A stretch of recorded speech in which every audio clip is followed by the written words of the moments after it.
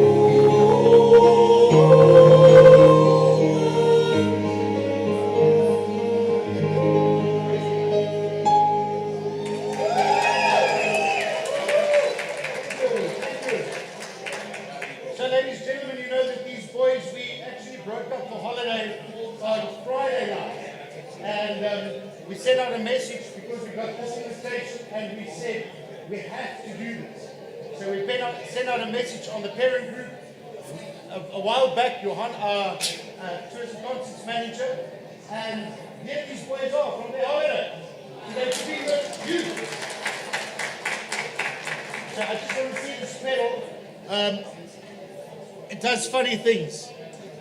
Right, let's see. So, who likes Andrew Lloyd Webber? Who knows? Right, we're going to do for you now, for our last, if this is our last piece for this section, then we're going to have a break, and you're going to be busy, and then we'll come back. So we're going to do for you concert celebration of Andrew Lloyd Webber. It's a medley of his famous tune. You'll recognize something. And the soloist later on is Sam and William over there. Okay, yes!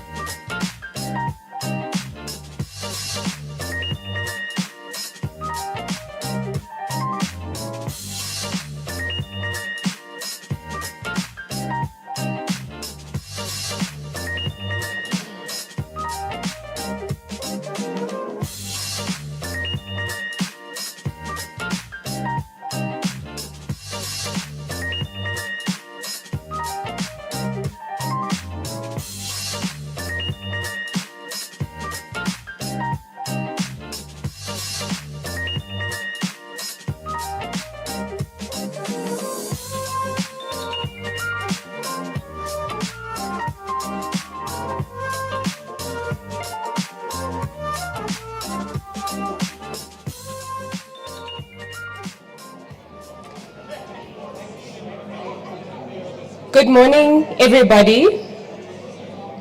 Hi. I think we're ready to start the proceedings for this special occasion. My name is Palisan Dwakhaye, and I am the HR Director at the Johannesburg Stock Exchange.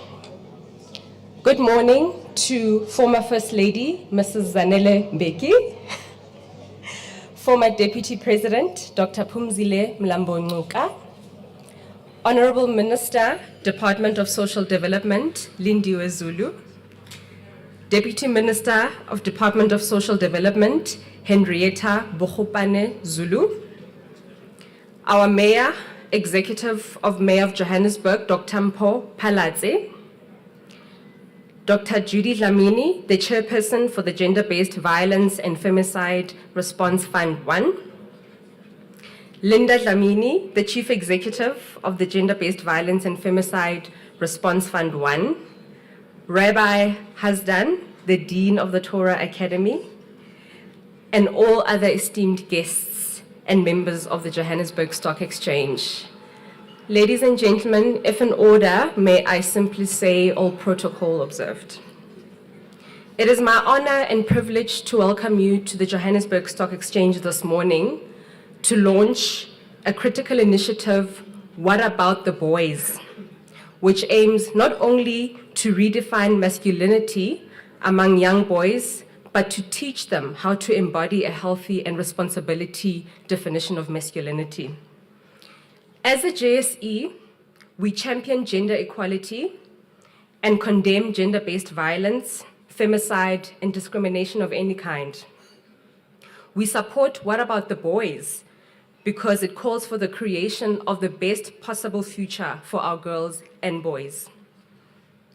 Gender-based violence in South Africa is rising at an alarming rate. We really are in the headlines for the wrong reasons. It poses a threat to our social fabric, our communities, and the families are the ones that bear the brunt of the social ill. We want to work with school environments and other organizations to ensure that we put all of our muscle and efforts behind any initiatives that aims to eliminate this over time. It is therefore important that we welcome all of you, civil society, government, as well as other private sector members, to find an all-encompassing solution. And I believe personally, as a mother to a 15-year-old Jabari, that bringing the bold child along the journey and making them central to the conversation is of paramount importance. We are acutely aware of the role that we play in the country as the Johannesburg Stock Exchange, and that it goes beyond the realm of capital markets. And it is for this reason that we heeded the President's call to fight against gender-based violence. In this spirit, we made the decision to sponsor the Gender-Based Violence Response Fund as part of our CSI program when Cyril Ramaphosa launched it in February 2021. Furthermore, as allies of the Global Investors for Sustainable Development, we are committed to realizing the Sustainable Development Goals, which are synonymous with upholding women and children's rights, and including creating a safe and enabling environment for everybody to thrive. Men, women, boys, girls, everybody. To further emphasize our commitment in that What About the Boys initiatives seeks to achieve. And it's intrinsically linked to reinstilling a healthy and responsible masculinity in our boys, which will become the men of tomorrow. I thank you for being here, for choosing to spend your time and focusing your energy towards this course. And I'm really looking forward to today's outcomes and events. And with that in mind, I would like to hand over the mic to our wonderful MC, Ndade Tabani.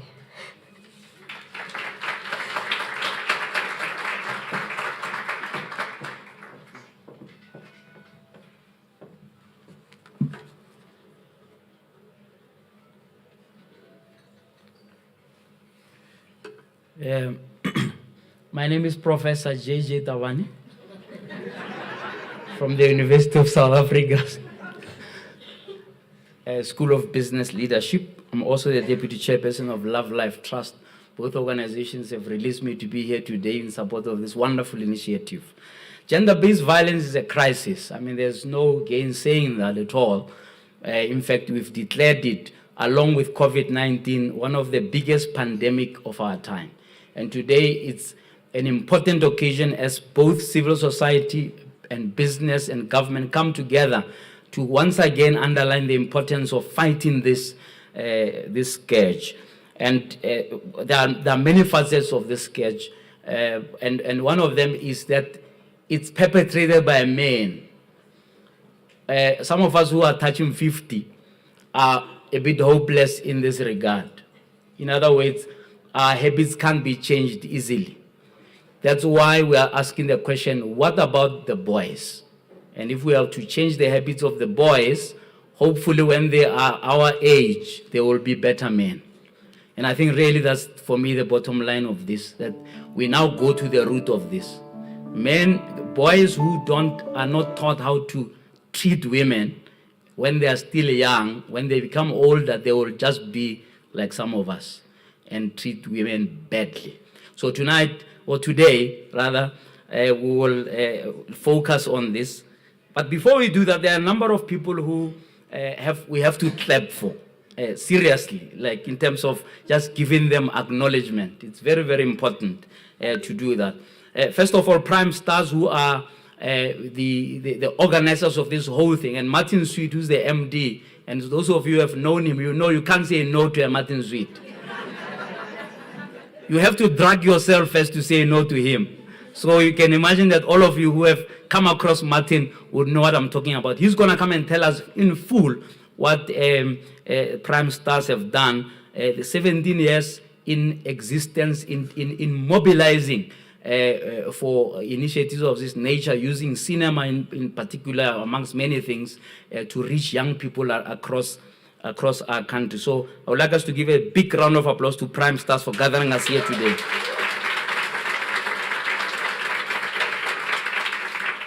But now let's pay the bills now. The people who have made it possible. I'm going to ask you to clap for the next 5 key sponsors of this wonderful initiative. First of all, at the top of the list, Chemical Industry Education and Training Authority, otherwise called Chieta, Seriti, Markham, Nelson Mandela Children's Fund, and Sasol. Let's give them a big round of applause.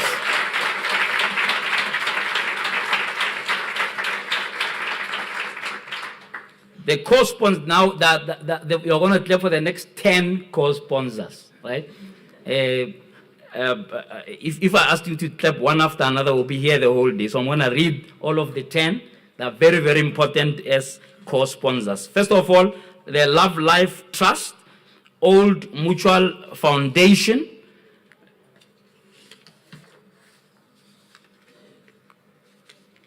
Spa in South Rand, Women Development Bank, Bidvest, Brent South Africa, Pareto, Rich Fund, Africa Tukum, Anglo, as well as EOA, Smolan. Let's give them a whole clap for being co-sponsors of this wonderful initiative.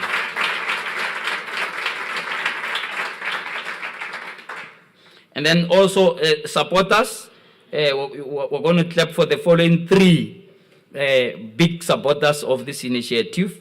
BCW, Joe Public, as well as the University of South Africa Student Business School of Business Leadership. Let's clap for those 3.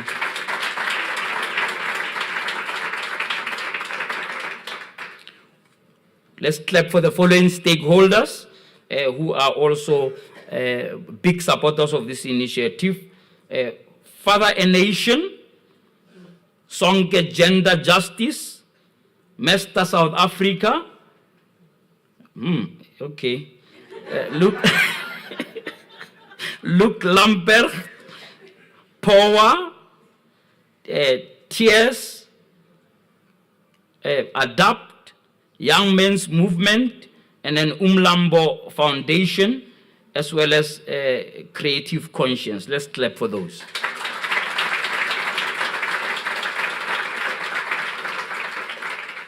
We're almost there paying the bills now. Right, now I would like to also acknowledge the following patrons of this wonderful initiative.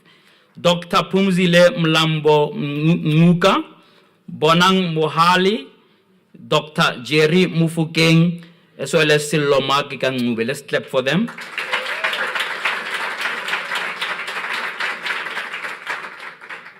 Elias Monache, Brighton Msongo, William Lebone, Dr.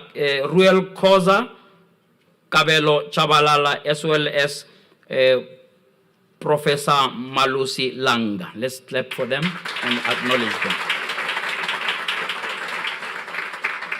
Wonderful. I think it's quite important that we acknowledge all of this. These are almost 40 different people whose names I've read and companies.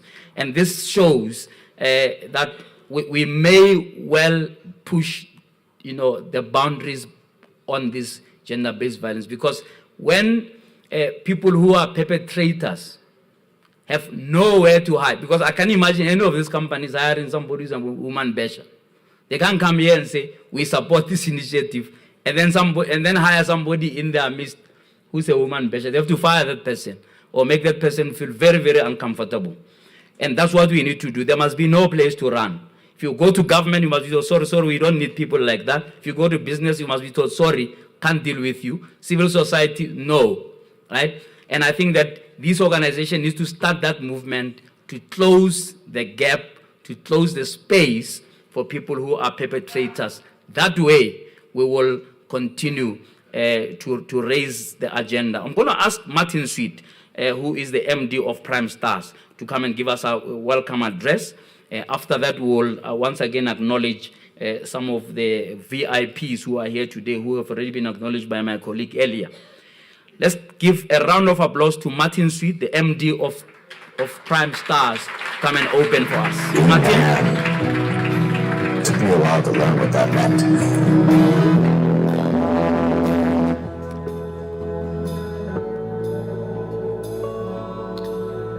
Act tough. Be a man. Well, I don't know what you mean by that. Unafraid. Courage. Strong. Like if somebody dares them to do something and they won't do it, they say be a man. Awesome. Insult. Older. People have said be a man to me because I was kind of being a wuss and they were basically telling me to buck up. I feel like it's kind of sexist when someone just says be a man. Well, there's strong women as well. Strong. Stupid.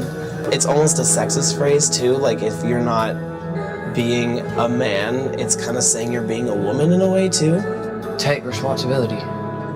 Insulting. Focused.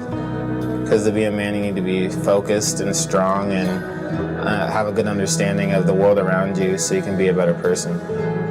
Misleading. I've learned that being a man doesn't mean to shut out your feelings, it's to embrace them. Strong. First word that popped in my head was derogatory. A lot of people feel that when you're telling someone to be something, you're inherently wrong because people can be anything they want to be. Someone who's can be a hero to someone. As long as you own up to it, then I think you kind of define that role. What does that mean? Well, it seems really kind of one-sided, one-dimensional. Remember your duty. Toughen up. Bullshit. What does that even mean? It's such a vague term, be a man. You know what? Classically, men have beat the shit out of women. That's what men have done. And so that's not the man I want to be. Being a man is being responsible, is being able to take care of yourself. Tough. Provide. Secure. Pump some iron. To stand up for what you believe in. There's no real definition of what that is to be a man, but there's an assumption when someone says it like that there is a very clear definition of what men should be. Strength, conviction, Responsibility. Overrated. Well, who defines what a man is? I mean, we all have to walk our own paths. What I consider to make me a man may not be what makes you a man. For me, it's like hardworking, Strength. Sexist.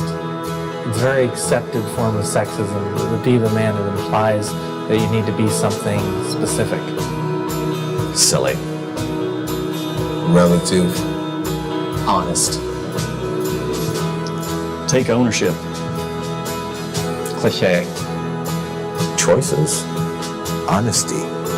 Being true to yourself and your surroundings, the people you work with, the people you live with, the people you love. Trust your instincts. Be strong. Don't let people push you around. And be kind to women.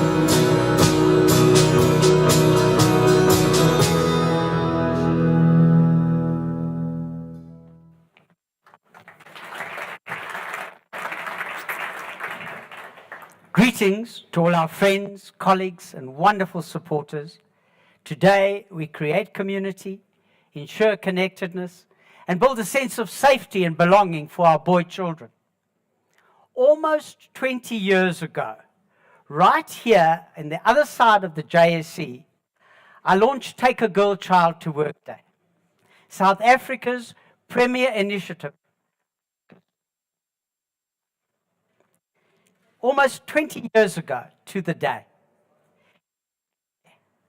We're here again, back again. You know the I'll be back story? Schwarzenegger. Launching a national boy-child movement titled What About the Boys? Primestars and YouthStart Foundation are grateful for your capabilities, connections, and capital to making our shared vision a reality. Together, we redefine masculinity, raise a nation of good men, and tackle GBV head-on. The fact is, South Africa is an unsafe country for women. Our femicide rate is 5 times higher than the global average. 7 women are murdered daily. South Africa has the highest rate of rape in the world.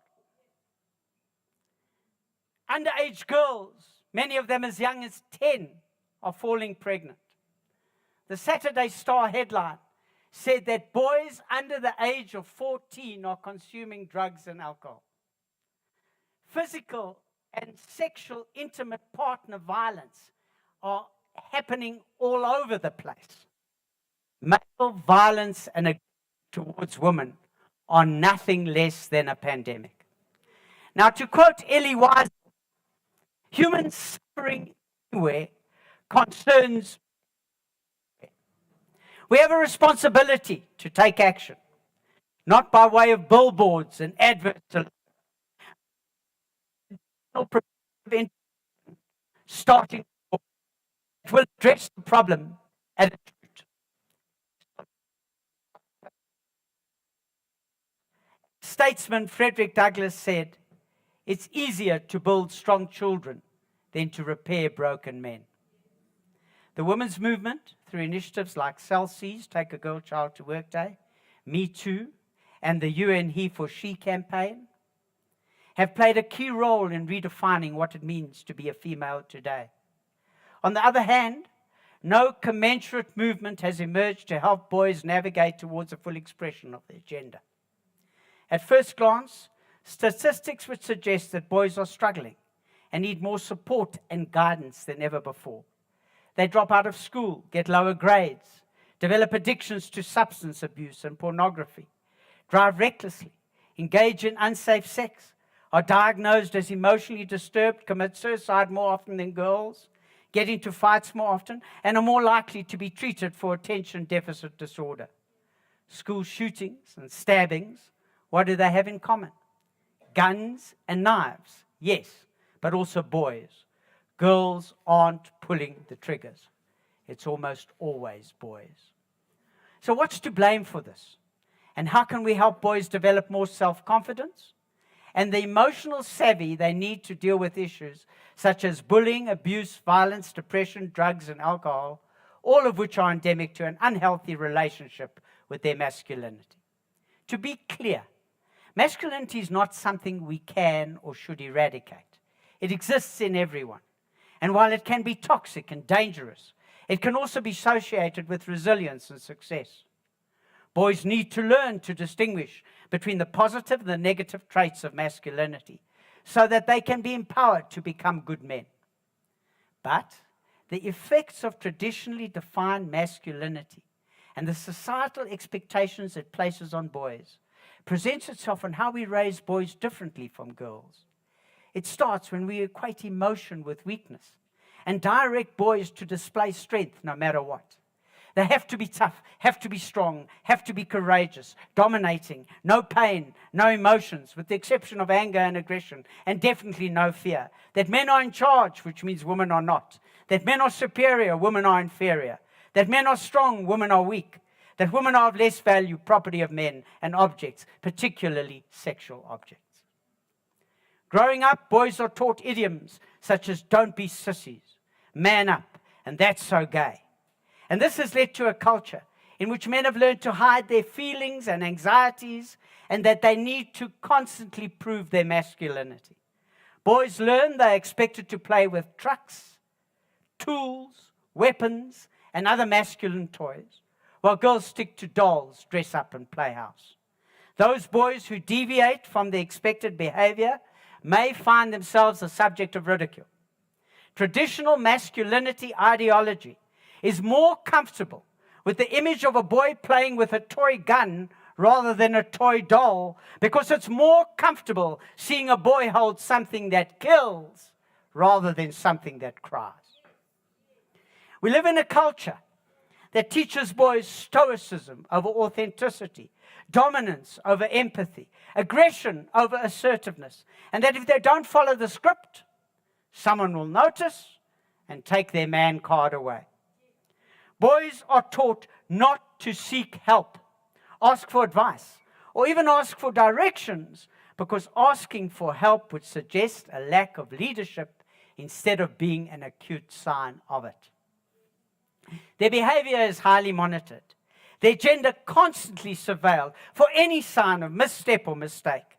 They learn that their connection to mothers will emasculate them, turn them into mama's boys.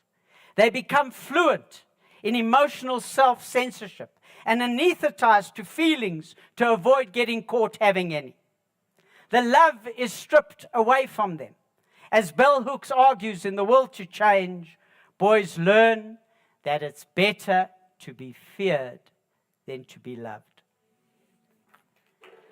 Whether it's showing sadness or vulnerability, a core part of the human experience, it's corrected with a simple statement underpinning the poisonous ideology we raise them into: boys don't cry. Young males are shamed away from their emotional vulnerability, interdependence, and basic need for human connection just when they need it most.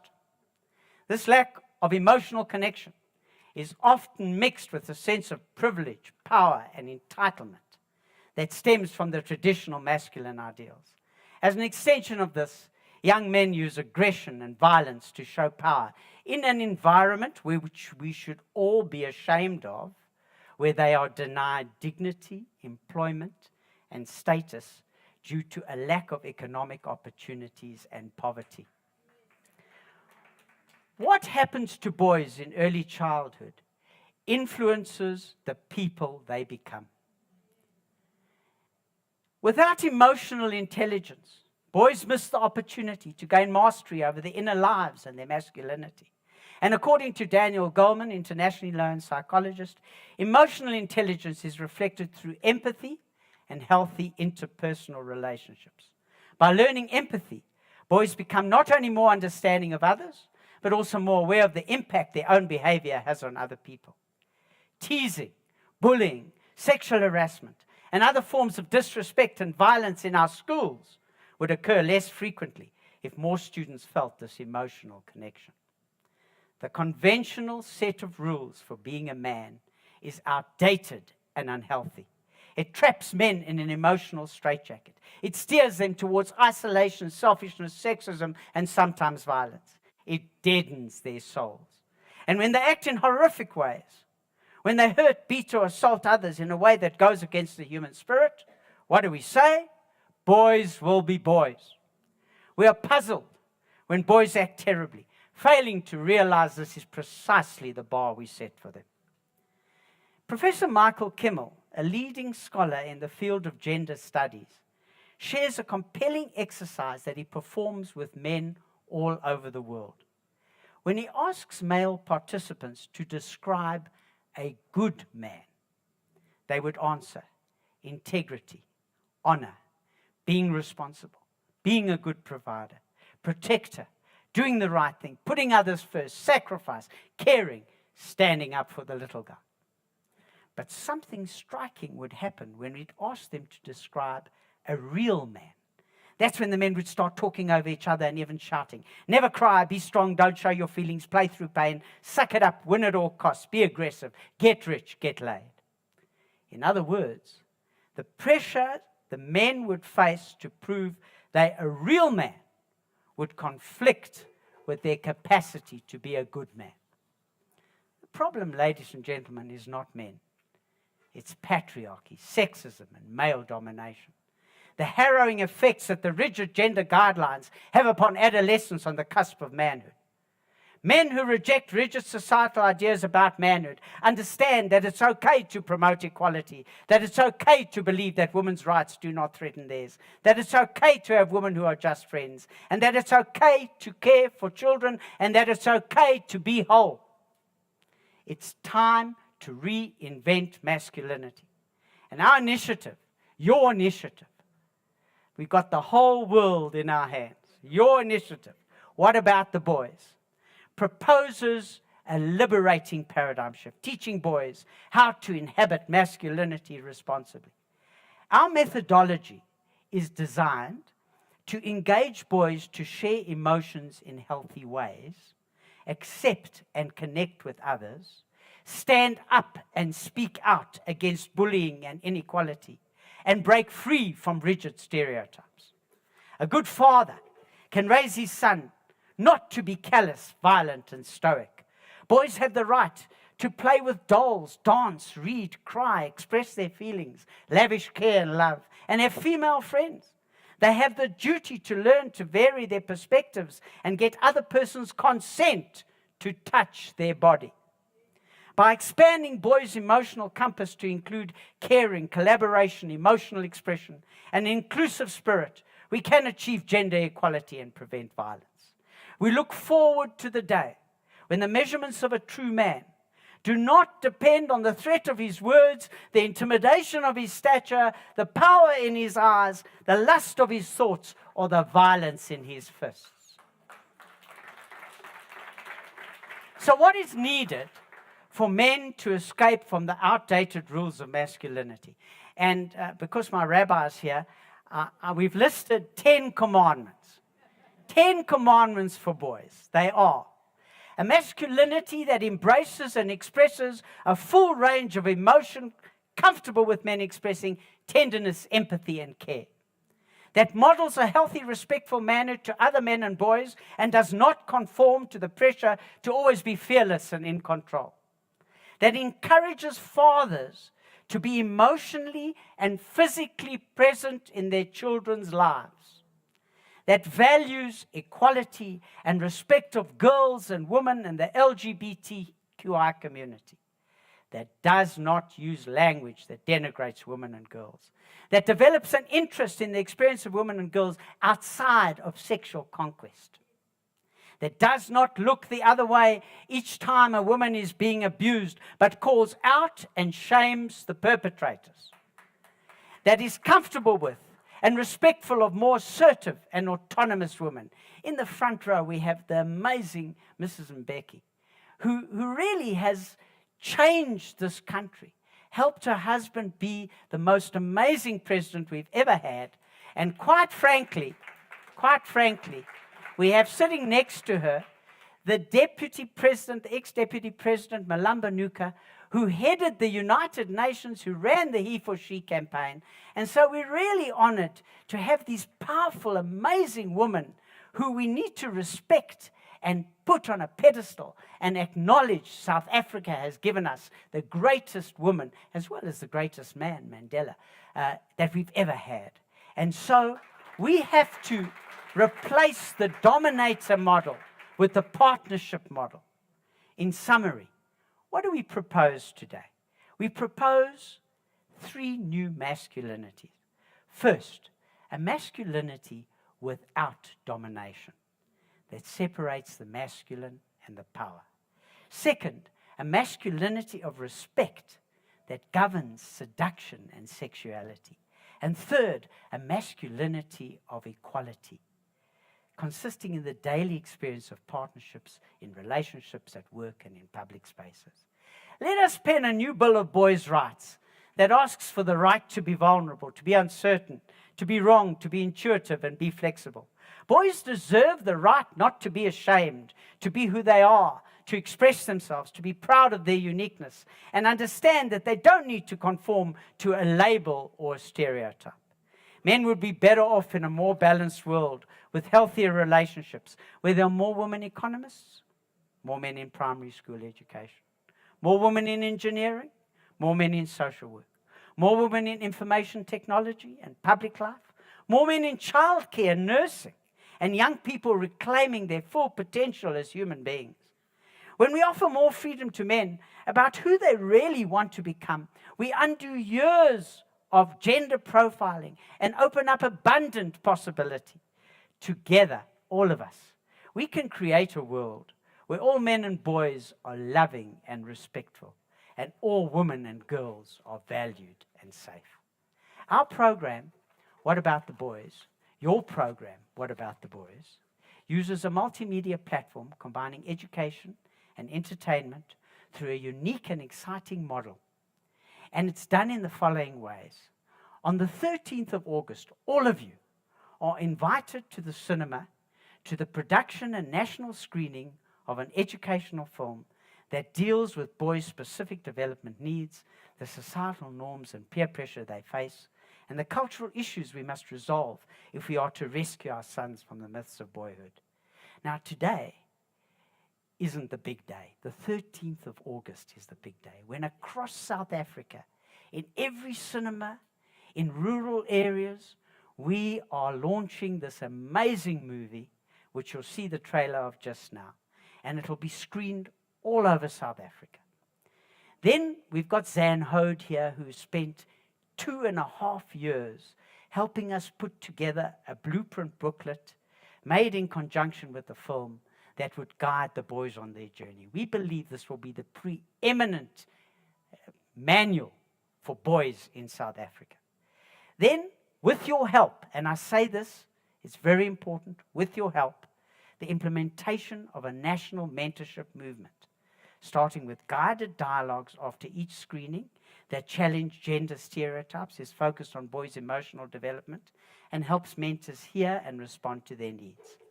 Every boy all over South Africa. I just want to welcome the Mayor of Joburg. It's wonderful having you here. Great city, great mayor.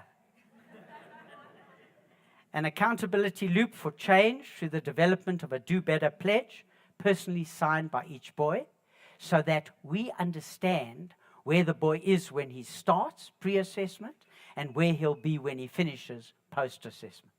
A digital platform which Primestars have put together that will enhance the ongoing engagement and support boys all over the country.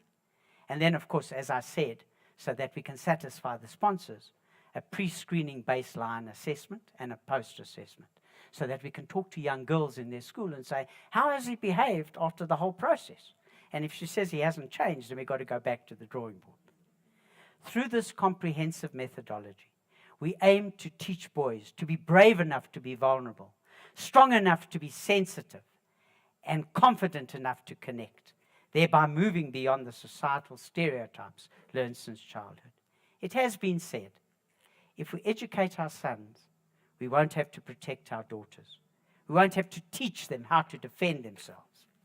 We need to foster a national movement, freeing all genders from the rigid roles of the past towards the more flexible roles for our future. For masculinity to be compatible with gender justice means coming out of silent complicity and speaking out for the rights of all women and men, and ultimately boys must work to change other boys.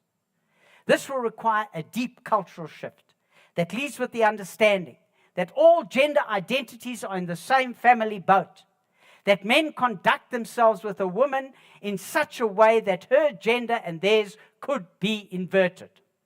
It's crucial to create a society that recognizes that when only one gender wins, we all lose. We're in this together.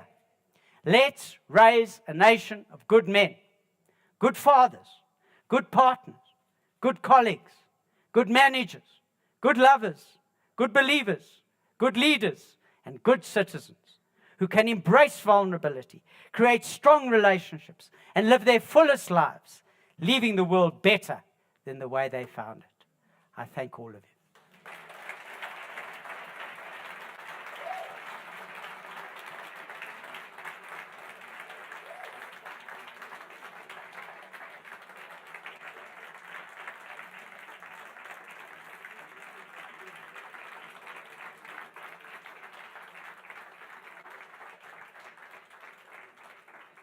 I'd like to conclude by saying that this was a tough journey. During COVID, our whole business, Primestars, YouthStart Foundation, we sat looking at each other. My poor team had to look at some ugly little old man. I at least had to look at young and vigorous, vital people. But during those 2 years, we started working on this program. We met with phenomenal people, like the people from Markham's, like Connie Gugushi sitting there, who immediately understood what we were trying to achieve. And we spread the message, and we brought all on you on board. And really standing here in front of all of you today, that song, I've got the whole world in my hands. Not me, the country. The country needs you. The country needs help desperately. We need to pull together. I spoke to Mrs. Mbeki and I said, which man should we get to deliver the keynote address? And she said, Malambanuka. Yes. So that's kind of an indictment on our men, you know. Isn't it amazing that we've got a female mayor who's doing a phenomenal job? I was a DA councillor for 14 years. Yeah. And then President Mbeki told me I needed to be in the ANC, so I changed. But I want to say to all of you that we're all in this together. We have the DA, the ANC, we have everybody from all different fields. And the thing I leave you with, of course, we've got my favorite minister as well, Ndiwe Zulu. But what I want to leave you with is, this is just the beginning. On the 14th of August, thousands of boys will go to cinemas. The more money we get, the more support we get, the more mentors we bring into this process, we can move from 10,000 to 20,000 to 50,000 to 100,000. We can change this country. You can change this country. And I invite you this morning to be part of this process, to join the movement, to bring other people into the movement, and to turn it into South Africa's turning point. It's enough of gender-based violence. Thank you.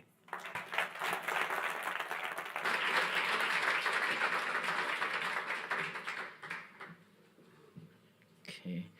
Thank you, Martin. Another round of applause there for Martin's speech.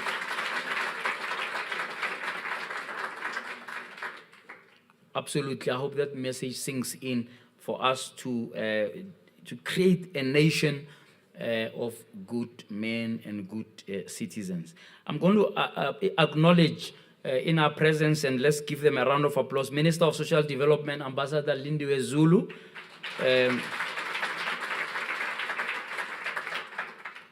I did say to her that she was one of my favorite ministers. I don't know whether she believes that, given that I always attack her on television.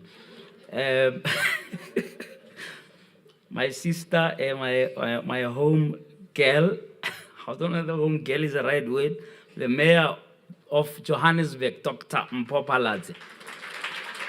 I need to always make a point of bragging about her because we are from the same village called Hebron in the northwest. So the northwest running Gauteng, running Johannesburg. So welcome, Mayor.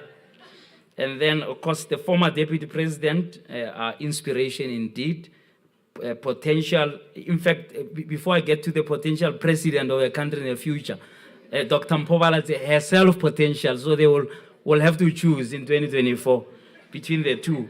But Deputy President Dr. Mlambo Ngugo, former UN Women Head, a pleasure and a privilege to have you. And then, of course, former First Lady, Me Zanele Mbeki, welcome and thank you so much. Lots of other VIPs in the room, you are all welcome. I'm going to ask the Minister, because I understand Minister has some constraints, to say a short message of welcome, and I'll also ask the Mayor to say a few words before I ask our keynote speaker, Dr. Mlambo Ngugo, to address us. And then we will go into a panel discussion later. So I can ask those three speakers to grace us with some messages. Let's start with the Minister of Social Development, Ambassador Zulu. Please give a round of applause.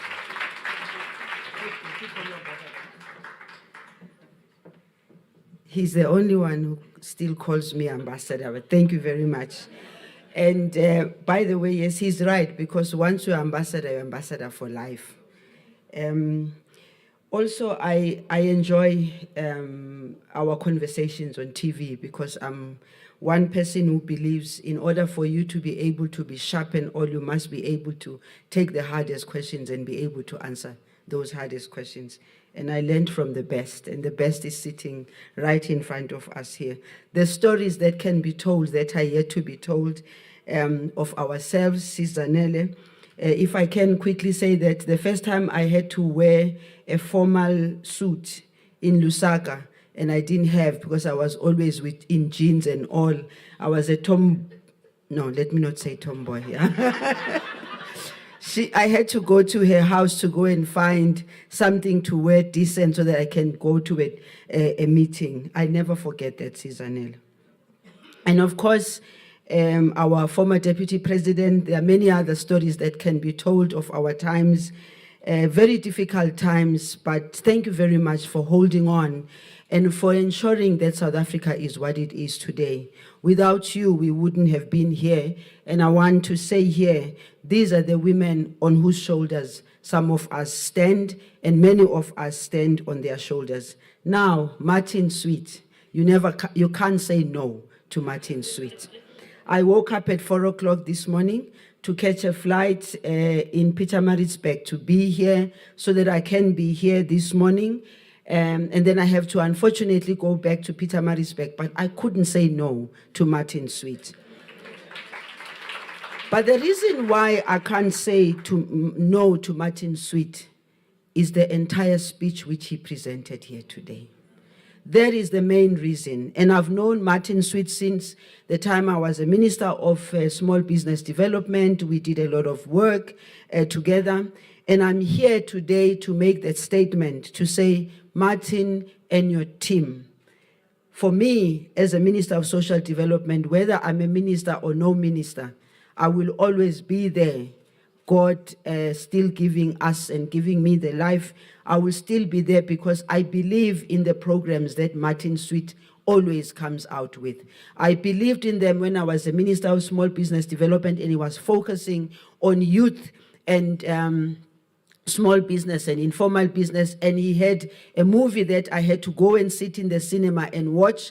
And again, Martin, when this movie comes out again, I will be there to make sure that I watch it. And I'd like to ask everyone who is here, when it is possible for you to do so, please make sure. One of the things you'll get is the slush and the popcorn. So if that is a way of motivating you, please go, and you must make sure you are there. Me and you must sit to each other, yes. Yes. The choice of the Johannesburg Stock Exchange, the center of our economy, as the venue for the launch of this groundbreaking initiative speaks volume of our intention to recalibrate a new generation of leaders that is conscious of its moral duty and active citizenry as envisaged in the National Development Plan. It is here at the JSE that we find the most powerful and influential men. Hopefully we're going to increase the women here who lead the top listed national and multinational listed companies. We count on your support for this initiative to flourish because many young boys across the country look up to you as the captains of industry and thought leaders as their role models. But also important for me in particular is that everyone else who is here because they believe in this program. Otherwise, they wouldn't have woken up early this morning and be here. From the actors who I saw here, from the influencers who I saw here, let us commit to this program because Sis Anele and Sis Pumzile, I think the speech that was presented here, this speech is from the bottom of his heart. This speech is a directive to us as a nation. This speech cuts across any political party or any political affiliation. This speech is, in my view, needs to be heard by our children in all schools. This speech needs to be heard by us who are in the political space, who make the policy decisions. This speech must be heard and be given to the Minister of Police, the Minister of Education, the Minister of Health, the Minister of Women, Youth and People with Disability.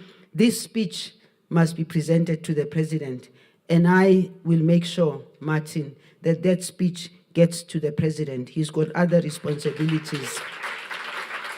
But most importantly, for me, it's about this speech being put into action. Because it's one thing to have the speech, it's another to make sure that we action. We commend the work of Primestars and partner organizations for this initiative that supports our efforts in preventing and responding to gender-based violence. In isiZulu, we say, ligotshwa lise manzi.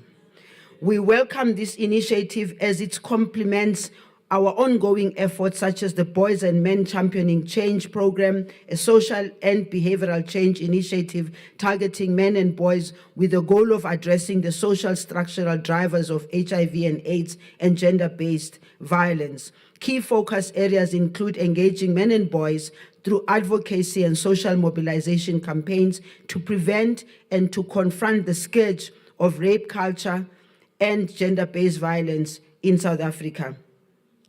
We talk about teenage pregnancies, the pain of those of us who have to crisscross the country and find young girls in school, in class, pregnant, and we say they need that education. But they tell us of the pain they have to go through when they are being touted by others, when they are being pointed at fingers by others. The question that I want to leave us all with is, who makes a 10-year-old pregnant?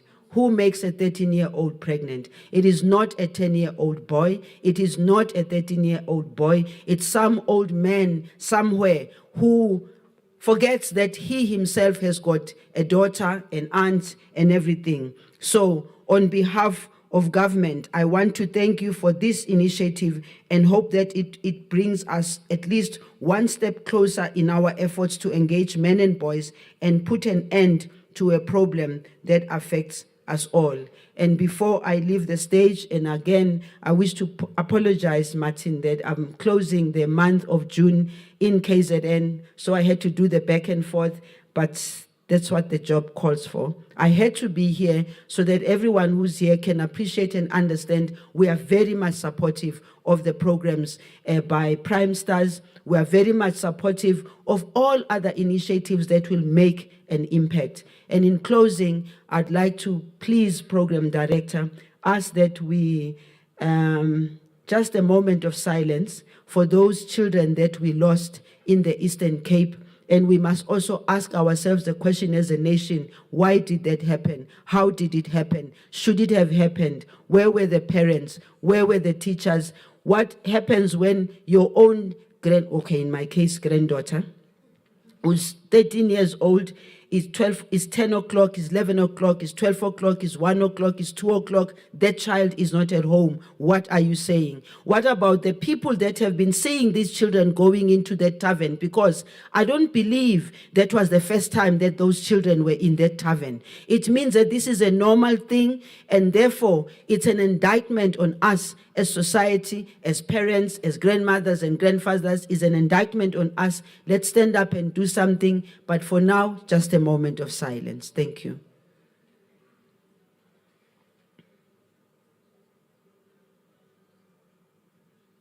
Thank you very much. Thank you for the opportunity.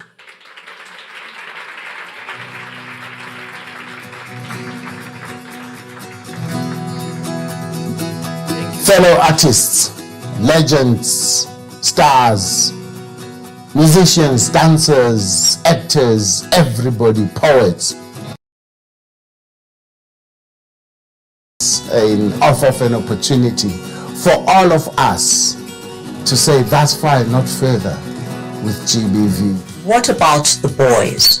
This is a question that's been very close to my heart as the mother of a boy child and as the CEO of Love Life. We do a lot of work, and this work has enabled us to come to an understanding that we're leaving boys behind.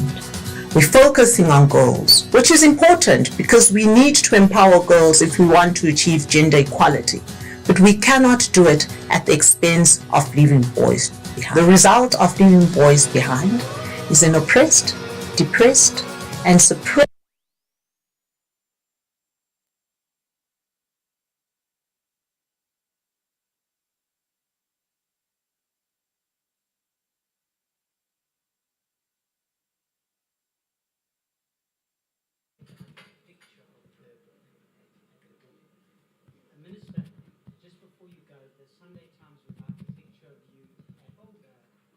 All right, we'll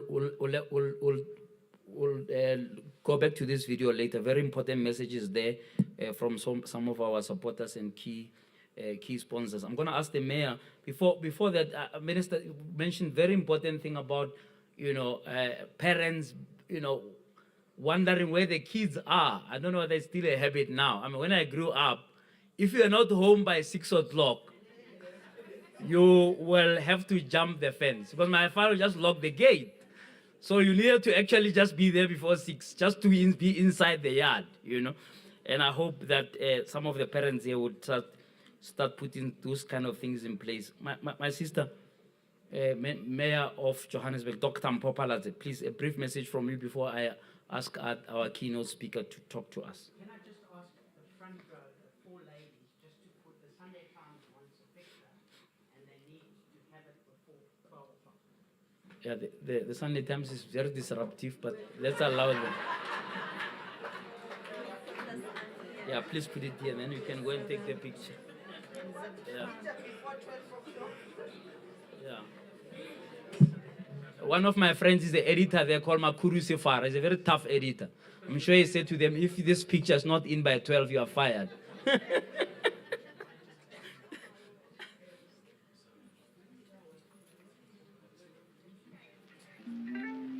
no, it's not just the Sunday Times now. Okay.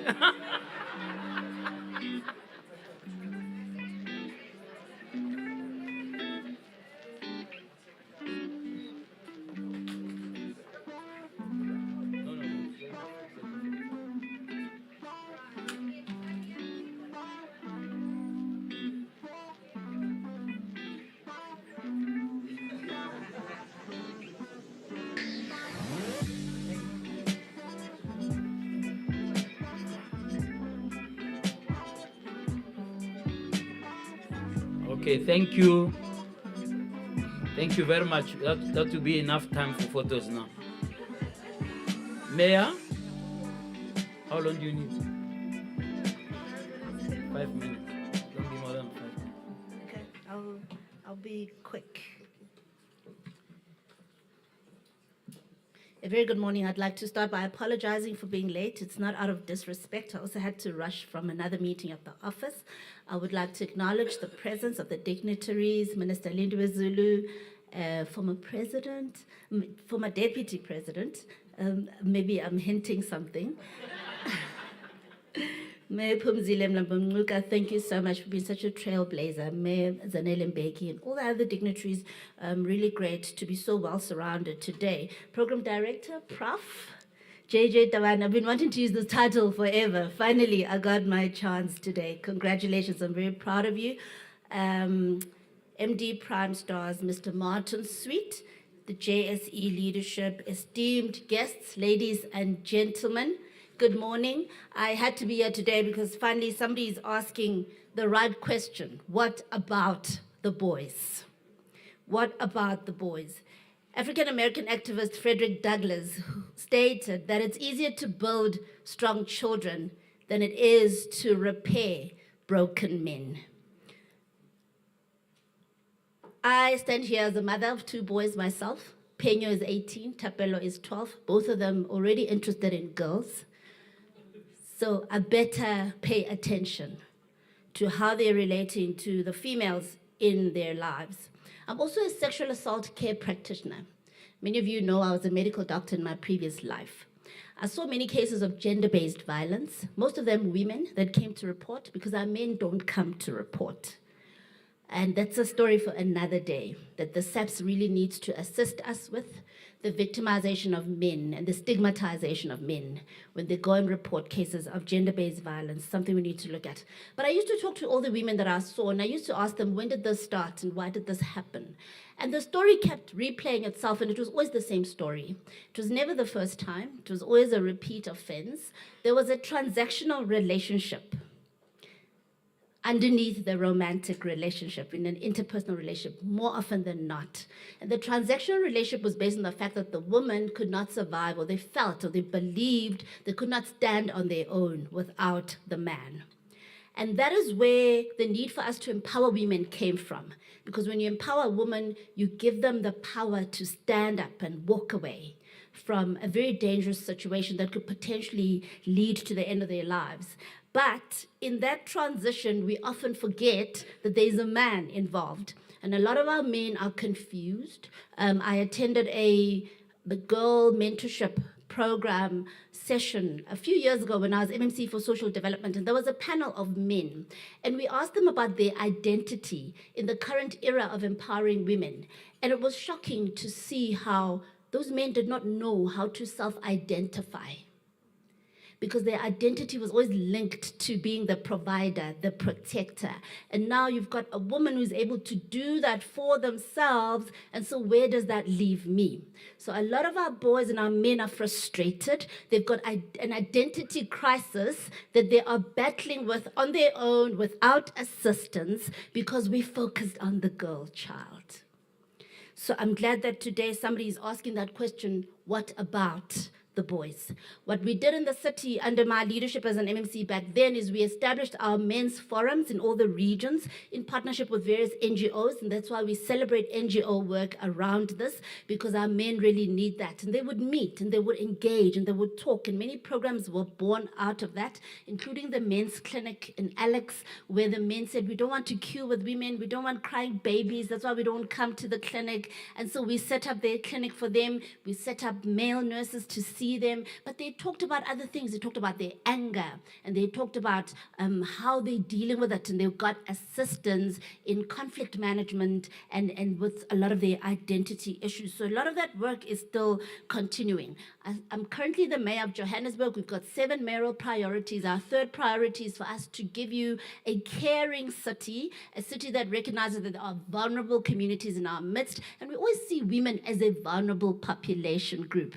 But our men are slowly becoming vulnerable as well, for some of the reasons that I've already stated here.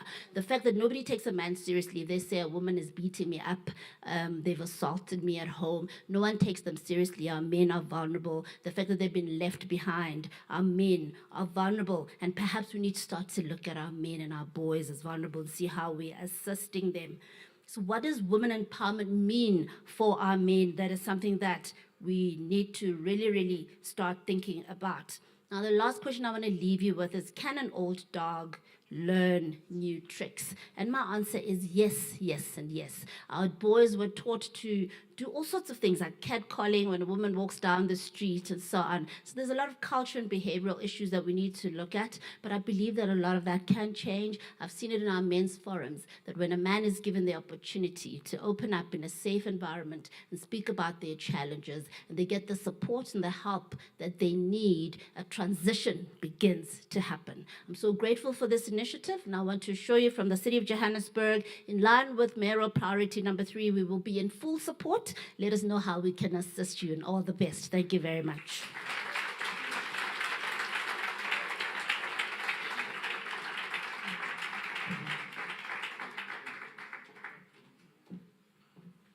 Wow, wow, wow, wow. A round of applause there to our mayor of the city of Johannesburg. So proud of you, my sister. A friend of mine called me and said, I understand you are DA, you are helping the mayor. I said, no, she's my home girl. Couldn't care that she's DA. You know, so she's a mayor of all of us. Hopefully not just a mayor of the DA, isn't it? So I hear you have heard for yourself. I mean, she didn't need a script from the DA. She spoke from her heart about what we need to do in this city to lift out the people. Of course, another favorite of mine, the former deputy president. In 2007, I was part of a committee. I don't know how I ended there. I always like it to end in some of these places as a persona non grata and the enemy of the state from time to time. But I ended up in a committee which was led by the deputy president, and I was inspired for our future. We're talking about education, and I've never seen a deputy minister come to account. So in front of a deputy president to say, okay, tell me, why do we have mud schools? Can you please tell me? Because the president had said they will eradicate these mud schools in 6 months. Of course, that never happened, and there's still mud schools now. But that's not his fault. It's the officials who briefed him wrongly, I'm sure. You say, no, we'll get rid of these things. So the deputy minister had to answer. And I've never heard an answer like this. He says, no, the mud schools are a moving target. I said, oh my God, what do you mean? You know, it means that if you fix the school now and there's a storm next week, then there's no longer 10 mud schools, there are 20. When you have built 10 this week, because it's a moving target. Can you believe that explanation? But anyway, I think the deputy president expressed alarm at that and said, no, we've got to fix this and not have mud schools. I've always had huge respect for the former deputy president, Dr. Phumzile Mlambo. I'll invite her now to address us. Please give her a round of applause and welcome her to the stage. Fellow artists, legends, stars, musicians, dancers, actors, everybody, poets. This is a plea, this is an offer of an opportunity for all of us to say that's fine, not further with GBV. What about the boys? This is a question that's been very close to my heart as the mother of a boy child and as the CEO of Love Life. We do a lot of work, and this work has enabled us to come to an understanding that we're leaving boys behind. We're focusing on girls, which is important because we need to empower girls if we want to achieve gender equality. But we cannot do it at the expense of leaving boys behind. The result of leaving boys behind is an oppressed, depressed, and suppressed boy child who grows up to be an angry man that's capable of committing the most heinous of crimes that one would not thought a baby boy would grow up to do. So we need to do something about it. We need to start raising a nation of good men, one boy at a time. As Love Life, we are thrilled to be one of the partners of Primestars to produce the movie What About the Boys? And we're committing to using our youth centers across the country to showing this movie, to having conversations with boys, with men, with their mothers and caregivers, to ensure that we can get to the root of what is driving the violent behavior that we're seeing men committing. They're killing not only women, but they're killing themselves and they're killing each other. And we need to start turning this tide of violence. And as a Minister of Basic Education, I really want to acknowledge Primestar again for coming through with a very brilliant program to help boy children to navigate life meaningfully, to deal with gender-based violence, and just get everybody on board to say, let's really look at the boy child and see how we protect the boy child. My name is Yoshin Pillay, the CEO of the chemical CETA, often referred to as Chieta. We are proud to collaborate with Primestars on this very important project in the fight against gender-based violence.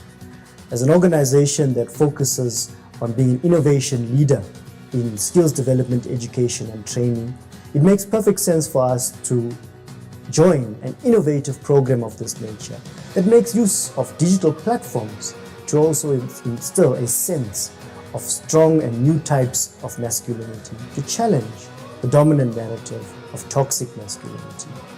And for this reason, we call on young boys to step up, to make an effort to stand up for what is right, and for all stakeholders in society to join us in raising a nation of good men.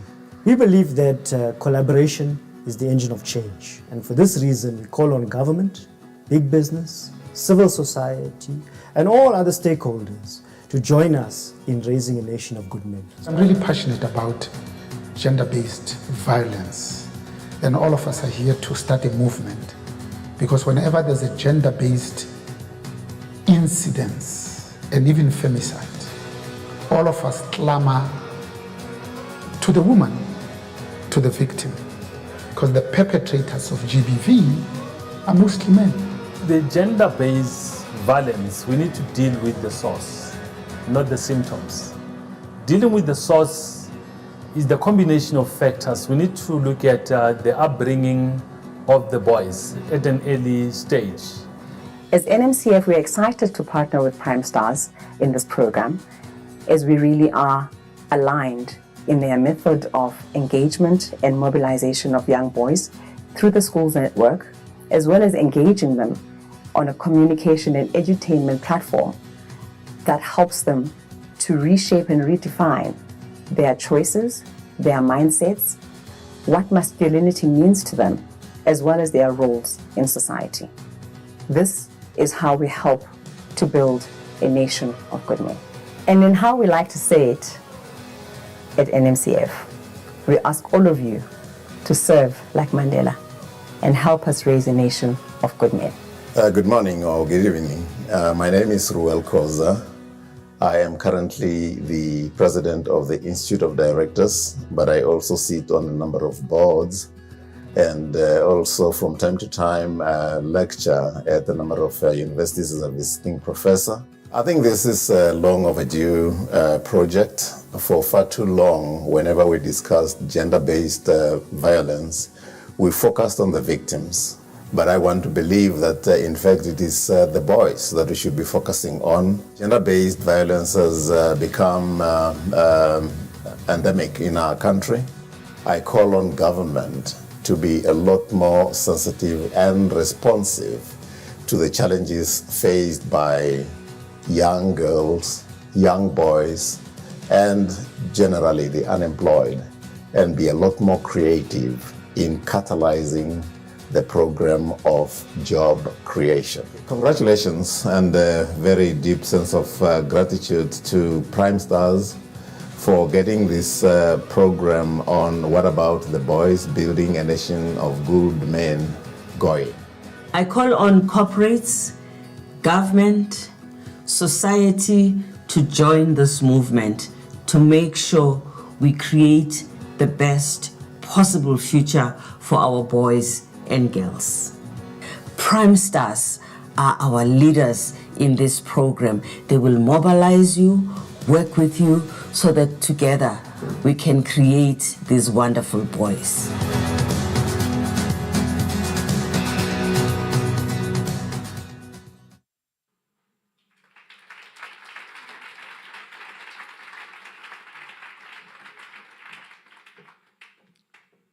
Thank you very much for that wonderful film. Thank you to Primestars. Thank you, Martin. Like Minister Zulu, I can't say no to you. But fortunately, you were also talking about something that is dear to me. So thank you for reaching out and for including me in this journey. I'm going to work with you every step of the way. I also want to acknowledge Mrs. Mbegi. Thank you, Susanelle, for always being an inspiration to us. And I also want to greet the mayor. It's wonderful to see you and everyone who is here. I have a confession to make first.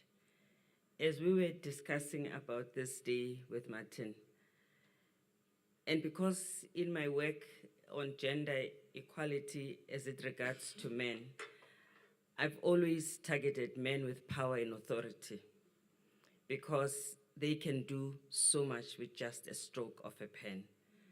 I felt that I had so much to do. I don't have enough energy to reach out to the many men we need to tackle. I just go right to the top.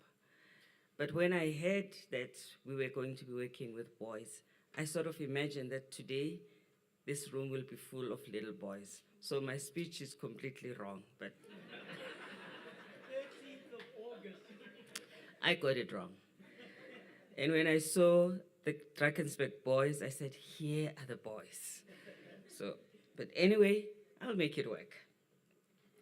Let me start by thanking all the organizations that have chosen to associate themselves with this initiative.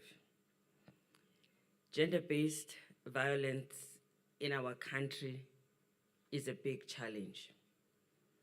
It is also a crime that is most commonly present, that is not prosecuted in many cases, and victims don't always come out. We know a lot about gender-based violence now, but we actually don't know about all of it because we haven't seen everyone who can report about gender-based violence. At the United Nations, WHO was the agency of the UN that documented the incidences of gender-based violence for us and on behalf of the whole of the UN.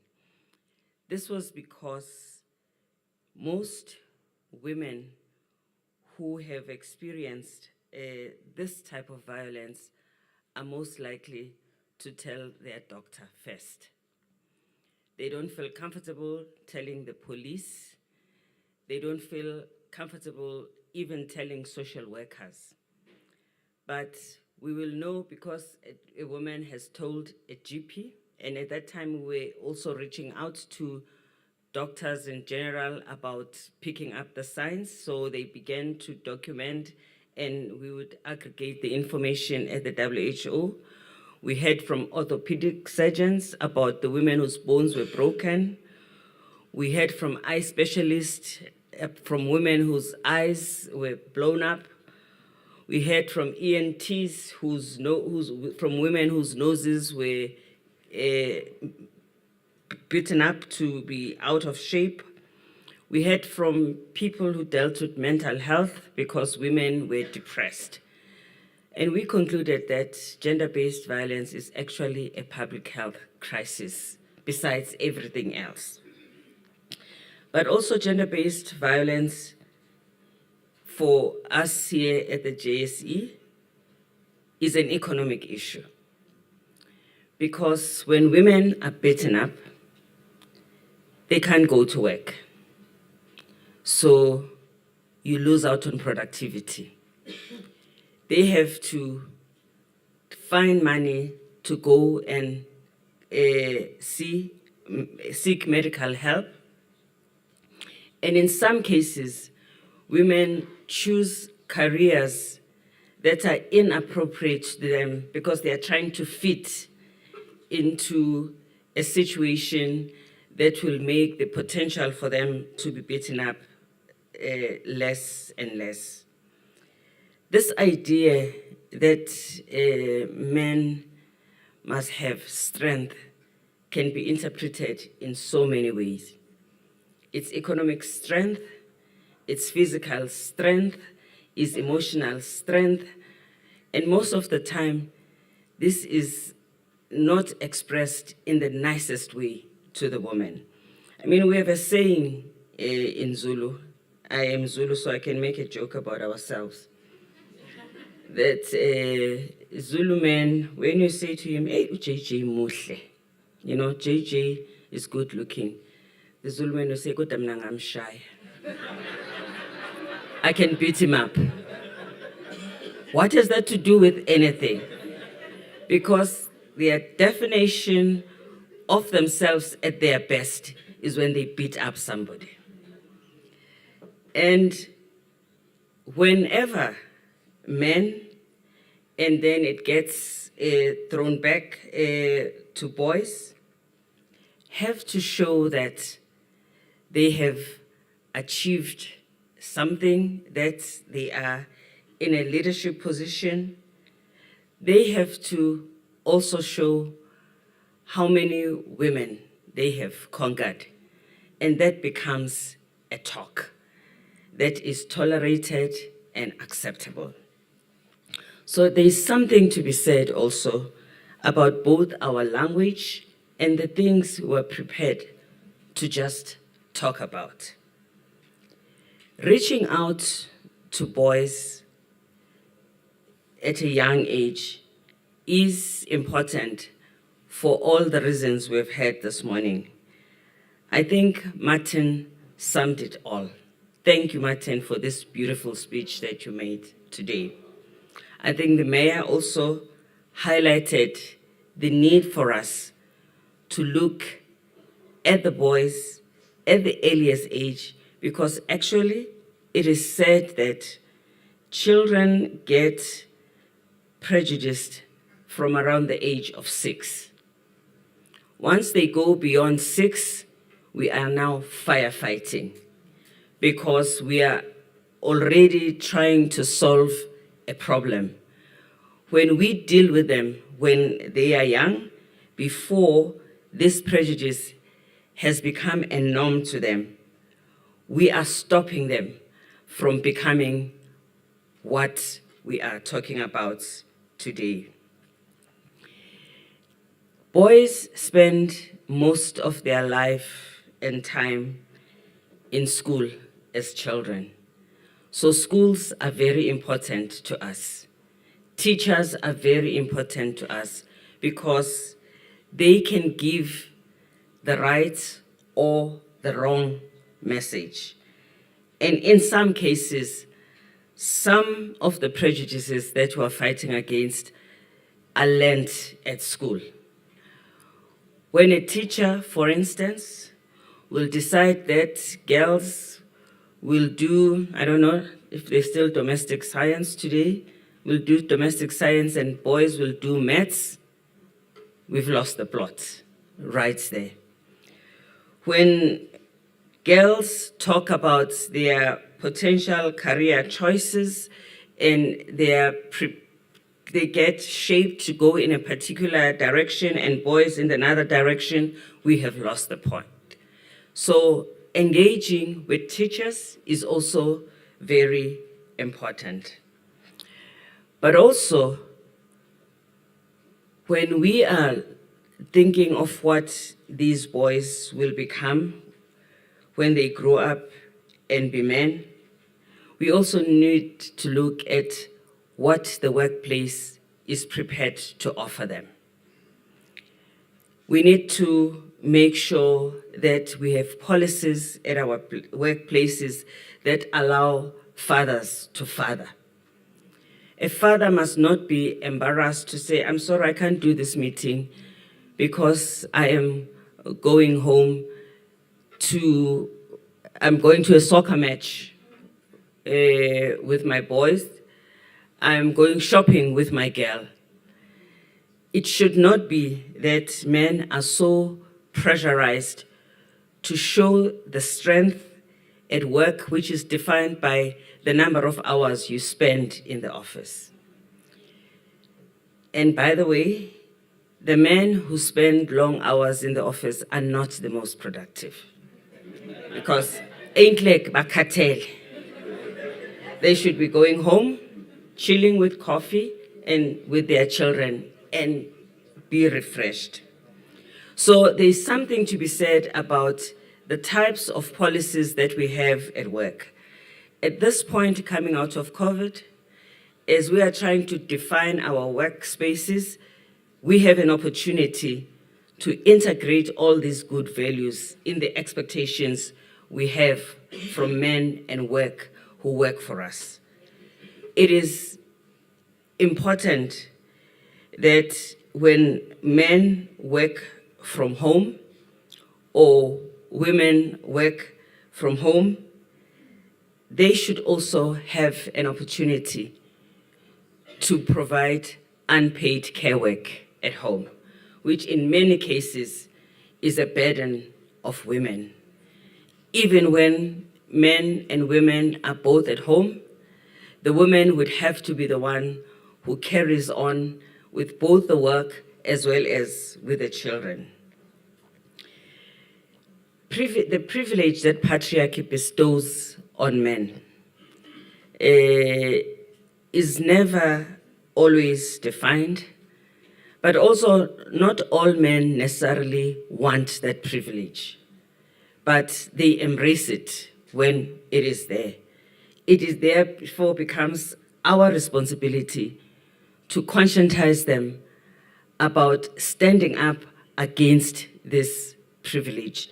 Because, you know, privilege is not always obvious to those who have it. It will take those who do not enjoy the privilege, who suffer from what that privilege creates, to bring this issue to the fore so that it can be understood by the one who has this privilege. We tried to do that in a program called He for She, which was a program for men who stand for gender equality at the UN. In this program, as I said, I targeted heads of states, heads of companies, I targeted principals of universities, and I targeted, in particular, bankers. And it was very interesting because one of the issues we were addressing on that program was equal pay. How many people who had the responsibility for the workforce had never checked how their employees were paid? How many did not realize that there's an entrenched system in their company that provides more pay for men and less pay for women? Men and women doing similar work at the entry point would be asked about what they earned in their last job. And because a woman is likely to have been paid less, if she says that, even if the job is supposed to be paid at a much higher level in this particular company, it will be decreased so that it is not too far away from what she got on her last job.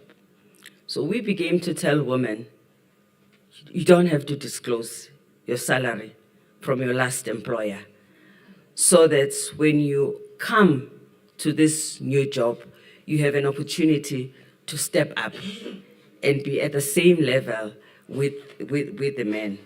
And I'm raising this because many of the people who are here deal with money. Money is good for women. And we must make sure that as we engage our boys, as we deal with our employees, women in particular, we pay attention to that. The ILO passed the law for equal pay in 1912. Look at where we are now. We have not been able to move the target to the extent that we wanted to. So when we start with boys at a very young age and conscientize them about equality, about the fact that everyone, man or woman, must be respected, and of course, conscientize them about the fact that gender-based violence is unacceptable. We are preparing them to be good employers, to be good fathers, to be good citizens, to be good brothers, and to be those men we are proud of in society. So what about the boys?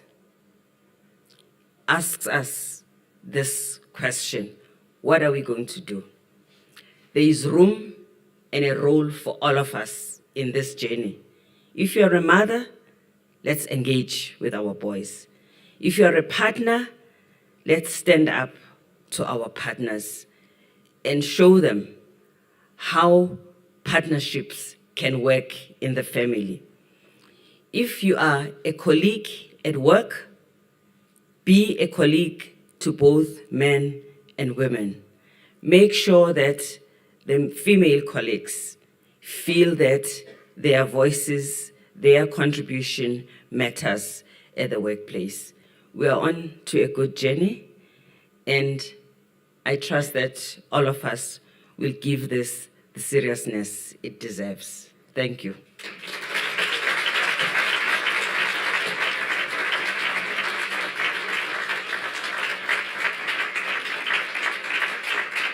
The program challenges the stereotypes of toxic masculinity and teaches the boys how real and good men behave, how you treat other, and that it's okay to share emotions in good ways. We need to come together to highlight the critical importance of raising our young boys to become courageous, respectful, and dignified young men. We want boys, we want men to stand up and be counted to fight against gender-based violence. Gender-based violence being something which affects children in South Africa. I look forward to being a part of this initiative, which aims to educate young men on how to treat and protect our women in South Africa. The fund was launched on the 4th of February 2001 by President Cyril Ramaphosa as a response to the call by civil society to resource the fight against gender-based violence. We need to raise a nation of good men who are not steeped in the violence that we have come to be oh so familiar with. We need to help good men who are in this country to raise good men. Today, I want to call you all and invite you to support Primestars in their program, What About the Boys? Nobody enjoys the madness that is happening in this country, particularly when it comes to gender-based violence. These are men who stand up for what is right and who set the right examples for other men and boys on how to treat women and girls. It's a serious and complex issue requiring not only urgent attention, but also a multi-sectoral response that is well considered and evidence-based. It is very important for us as big brands, as loved brands, and as individuals to lead from the front and to change the language that says men are not perpetrators, young boys are not future perpetrators.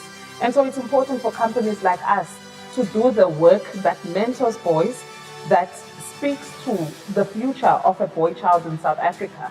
What we admire most about this gender-focused intervention by Primestars is that it seeks to create safe spaces for boys and young men to have these discussions openly and to be mentored by role models who embody the attributes of positive masculinity. By working with the What About the Boys program, we can help redefine masculinity and change the narrative among boys, making them advocates against gender-based violence. Ending gender-based violence is the responsibility of the entire country. And as businesses, we can play a powerful role in ending the gender-based violence pandemic within our industries and our communities. Seriti believes that supporting the What About the Boys program is an opportunity to make a significant difference, because without changing the mindsets of men and boys, we'll never put an end to gender-based violence. I think it is a moral imperative that we address gender-based violence as a business. It is important that we influence our customers, our business partners, as well as our employees. We need to change the way people think about stereotypes, the languages we use, the jokes that we make. We need to get the people of South Africa, corporates, big or small, everyone to stand together. When we stand together as a country and a nation, as individuals and corporates, we will and can make a huge difference in the fight against gender-based violence.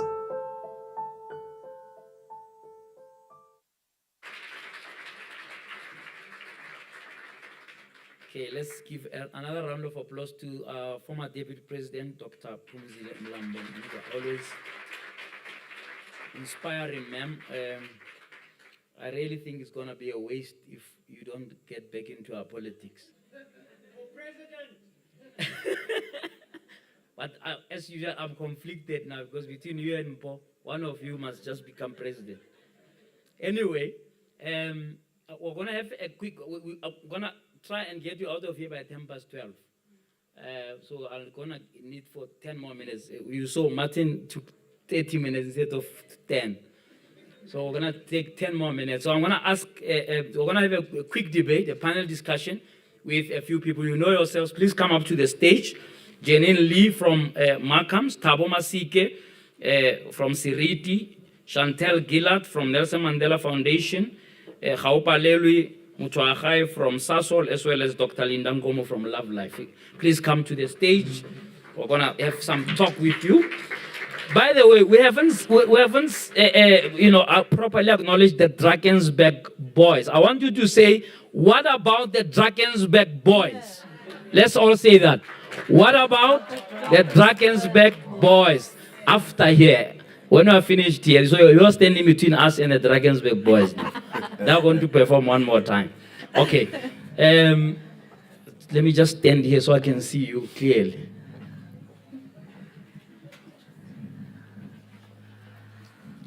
All right, I'm going to start with you, Dr. Ngomo. Just briefly, we're going to tackle 3 questions. Firstly, what you would consider the cost of gender-based violence, right? And therefore the cost of neglecting the boy child. And then answer the question, what should businesses particularly do? Because we are here at JSE, so we'll focus on that. I'm sure civil society can do other things, government can do other things, but what should businesses be doing? Because it's not often where businesses stand up and say, we're going to expel so-and-so because they are a woman bash. But the person still comes to work and hoovers around. There's a lot of stories about sexual harassment and so on. Those things are, the blind eye is turned. And then the third question would be, what are we going to do? What are the 1 or 2 big things that society should be doing, right, to elevate the focus on the boy child that would eventually deal with this cost of GBV that we talked about? Kick us off there, Dr. Ngomo. Okay, you've already adopted the professor look over your eyes. First of all, just to, I'm starstruck. I never thought I'd be sitting in the room with my former patron, Mwembegi, who was the patron of Love Life when Love Life started. We're still going there. That the former deputy president, when I grow up, I want to be like Hugh. And at the back, I saw Dr. Judy Dlamini. So when I was doing my PhD, my work was built on the work that she did around race, gender, and social class dynamics in the workplace. So I'm really inspired, and I hope I'll still remember what I wanted to say before I saw them. So the cost of gender-based violence, so I think it comes at a cost that 50% of society is women. And I don't want to get into, I just really want us, for the purposes of this discussion, to just be binary, although they are non-conforming gender individuals. But if you look at the fact that 50% of your workforce is women, or should be women, so 50% of your potential talent is women. And if 50% of your potential talent is not emotionally well, is not physically well, is not socially well, it means that as business, we are losing out on potential that we would be able to capitalize on if we were saying, let's look at this boy and let's make sure that we're raising empowered boys to become empowered men, so that these empowered men don't see our empowered girls, empowered women as a threat, but see them as a partner that is necessary to meet the strategic objectives that companies, organizations have. Yeah. What was your second question? There was too Yes, much and I'm starstruck. Sorry, don't worry. I wanted to just find out whether you think there's enough or there's more that business should be doing, particularly because this is a gathering place, this is a business place. There's absolutely more that business should be doing. Yeah. So if you're talking to social department of Gauteng, for example, we had a boy child summit in 2019 with them. There were about 42 organizations, NPOs, doing work with boys and young men in Gauteng alone. Yeah. And very few of them were funded by business. Yeah. So what tended to happen is that business would say, we'll give you funding for maths and science for boys from grade 10 to 12. Yeah. But not looking at, well, this maths and science person, what must I be building into him from a self-awareness perspective, from a personal self-mastery perspective, so that he doesn't become an educated abuser. And each time when I have been engaging with business, about the boys, and we've been doing this for since 2018, talking about we're leaving boys behind, the response 9 times out of 10 has been, oh yeah, we get you, man. If we can focus on boys, we'll close the tap on violence, including gender-based violence, but our funding is just for girls and women. And so business needs to wake up to the fact that if we can tackle violence as a root, part of the of what will be killed is gender-based violence. But we cannot sit back and say, we'll be comfortable when we've dealt with gender-based violence. Well, what are we saying about the 80% of men that are killing each other? Or for every 4 suicides in South Africa, 4 men for 1 woman. Are we saying that we will be comfortable to sit in a space where gender-based violence is no longer a problem, but we continue to have a homicide rate that's like a country that's at war? Do you agree with that? I mean, is there enough consequence management around gender-based violence in the workplace? And shouldn't business be doing more to draw the line in the sand? Absolutely, I completely agree. I think also that, as we, as businesses contribute to campaigns like this, we need to be speaking more about why we're doing that and using our networks within our business communities to influence each other and hold each other accountable.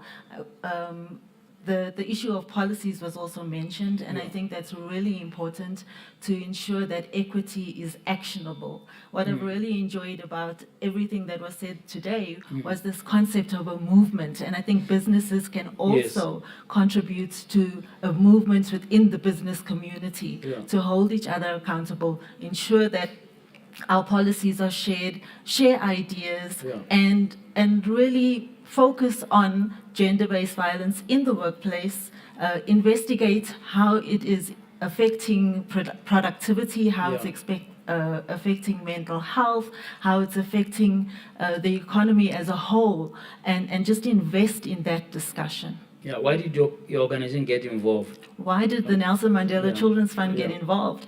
Because again, we are often linked to the statement that we are changing the way society treats its children. And who is society? All of us. Society is made up of children, boys, girls, all of those along the gender spectrum. It's made up of adults, it's made up of every citizen in South Africa. And so how can we not get involved? I think the reason that we are involved is that the mission of this campaign aligns very, very closely to our current strategy. And where we have identified as an organization that boys have been neglected and that they are part of the solution. And they do not enjoy gender-based violence. It's a very threatening thing to realize that I'm perpetrating violence. They often cannot recognize that.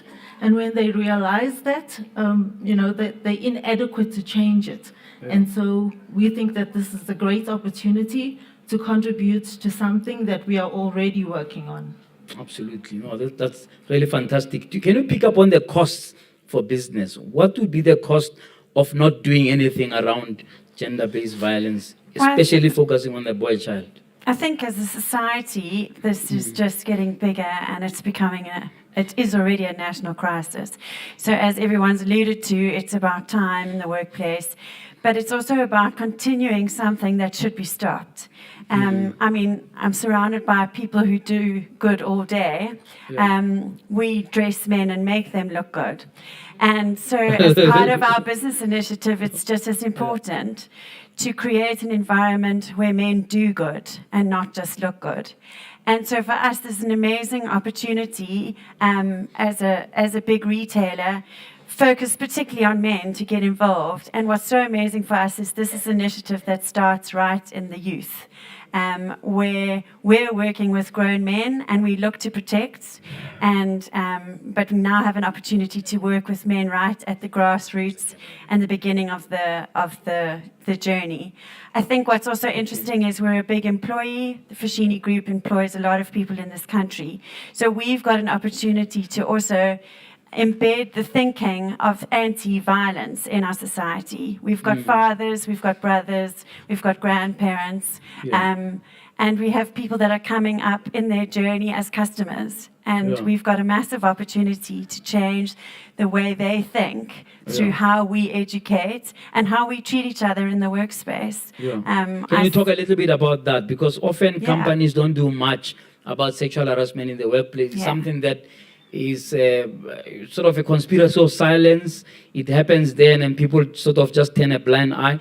And because women then maybe are afraid to report it or just think it's going to be too much trouble. Or now they must report to this male CEO who's going to tell them, no, just chill, you know. It's been very interesting to listen to some of the commentary today because I am a woman as a head of a men's retail brand. My team is made up predominantly of men. Yet I'm surrounded by support. And they behave. Absolutely. Absolutely.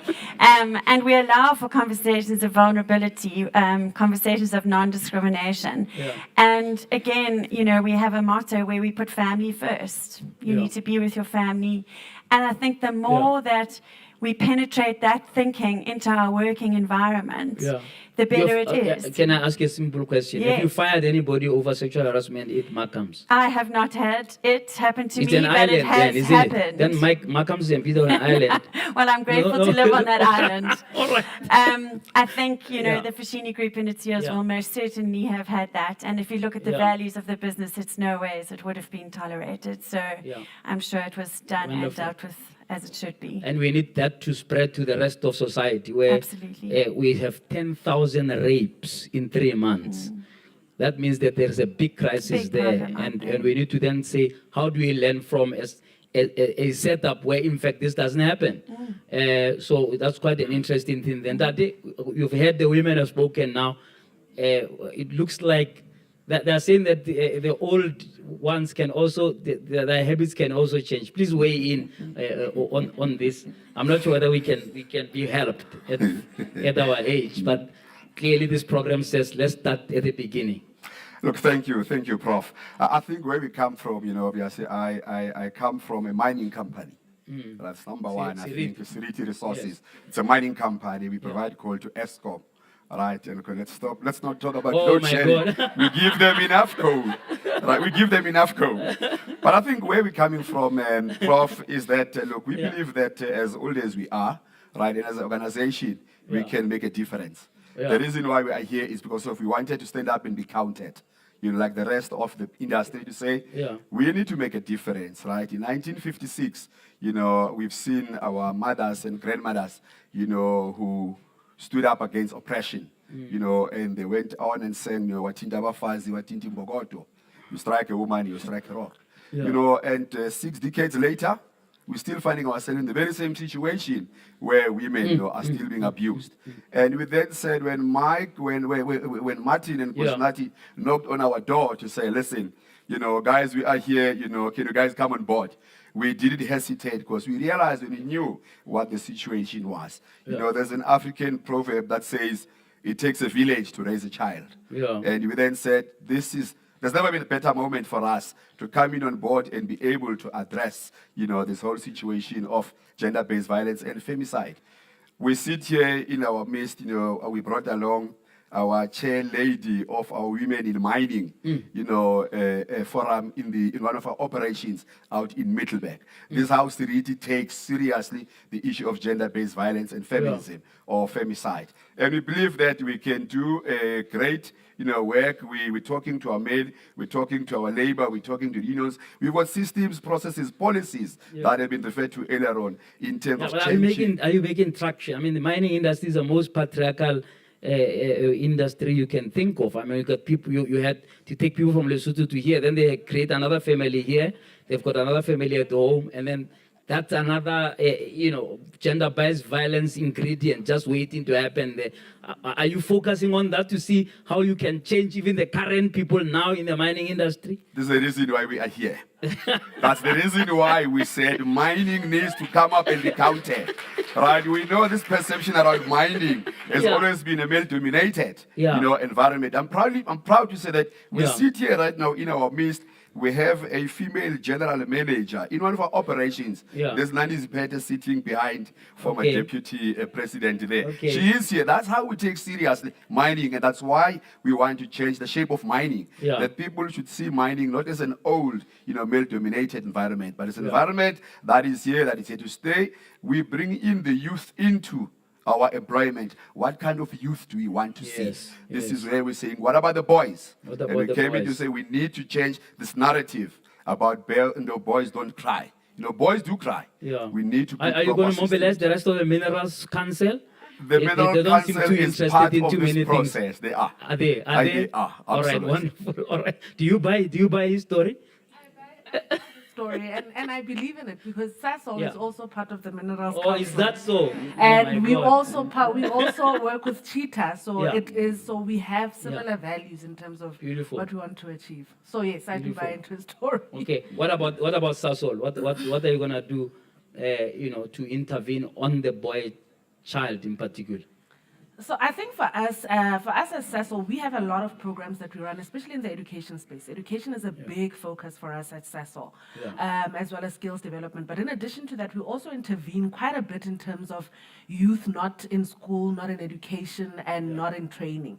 So we have a lot of programs that are focused on reducing the scourge of unemployment. And if you think about it, unemployment is one of the greatest causes when you think about a patriarchal society that actually leads to gender-based violence. And if men are not employed and they feel inferior and then they come and beat up the wife who's working. Yes, and we teach our girl children to be strong. We teach them to go out to chase their dreams to achieve. Now, when that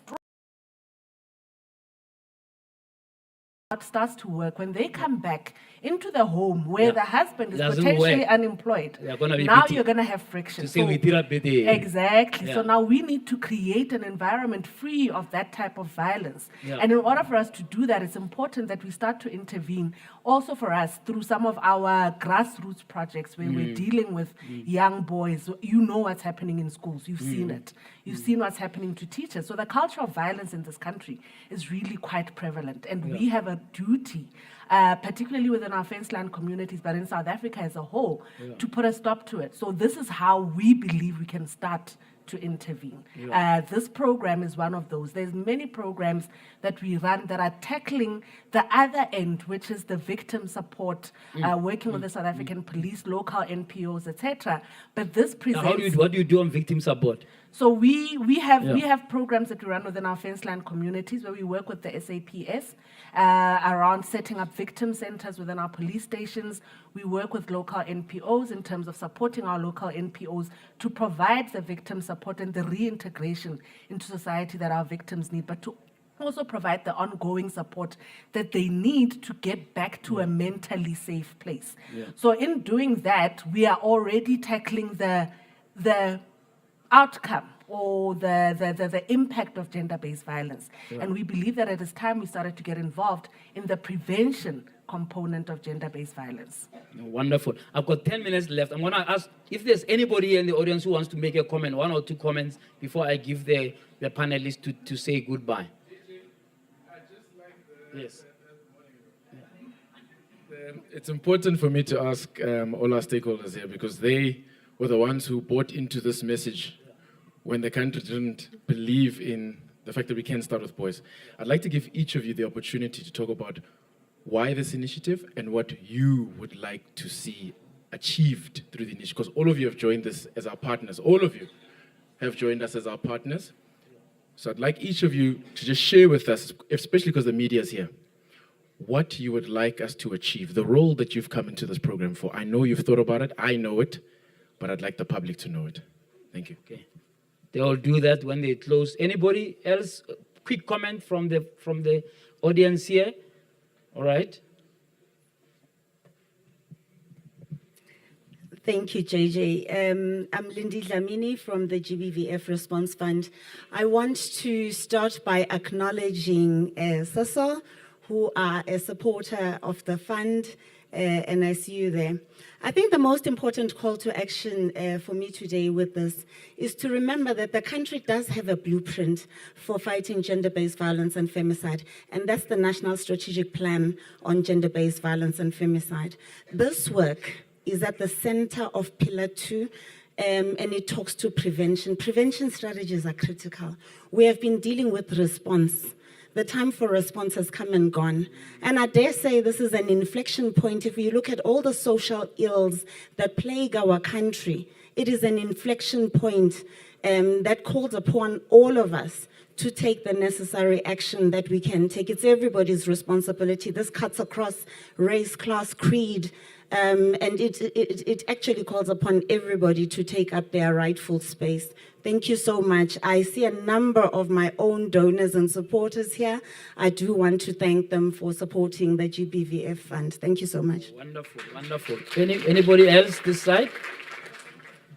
Thank you so much, Prof. I think for me, first and foremost, my name is Brighton Mhlongo, former professional footballer, who is a co-founder for My Football CV app and the Manyisa Mhlongo Foundation. First and foremost, I'd like to thank you guys and congratulate you for the wonderful job that you guys are doing. I think we can still do more and we can still do better.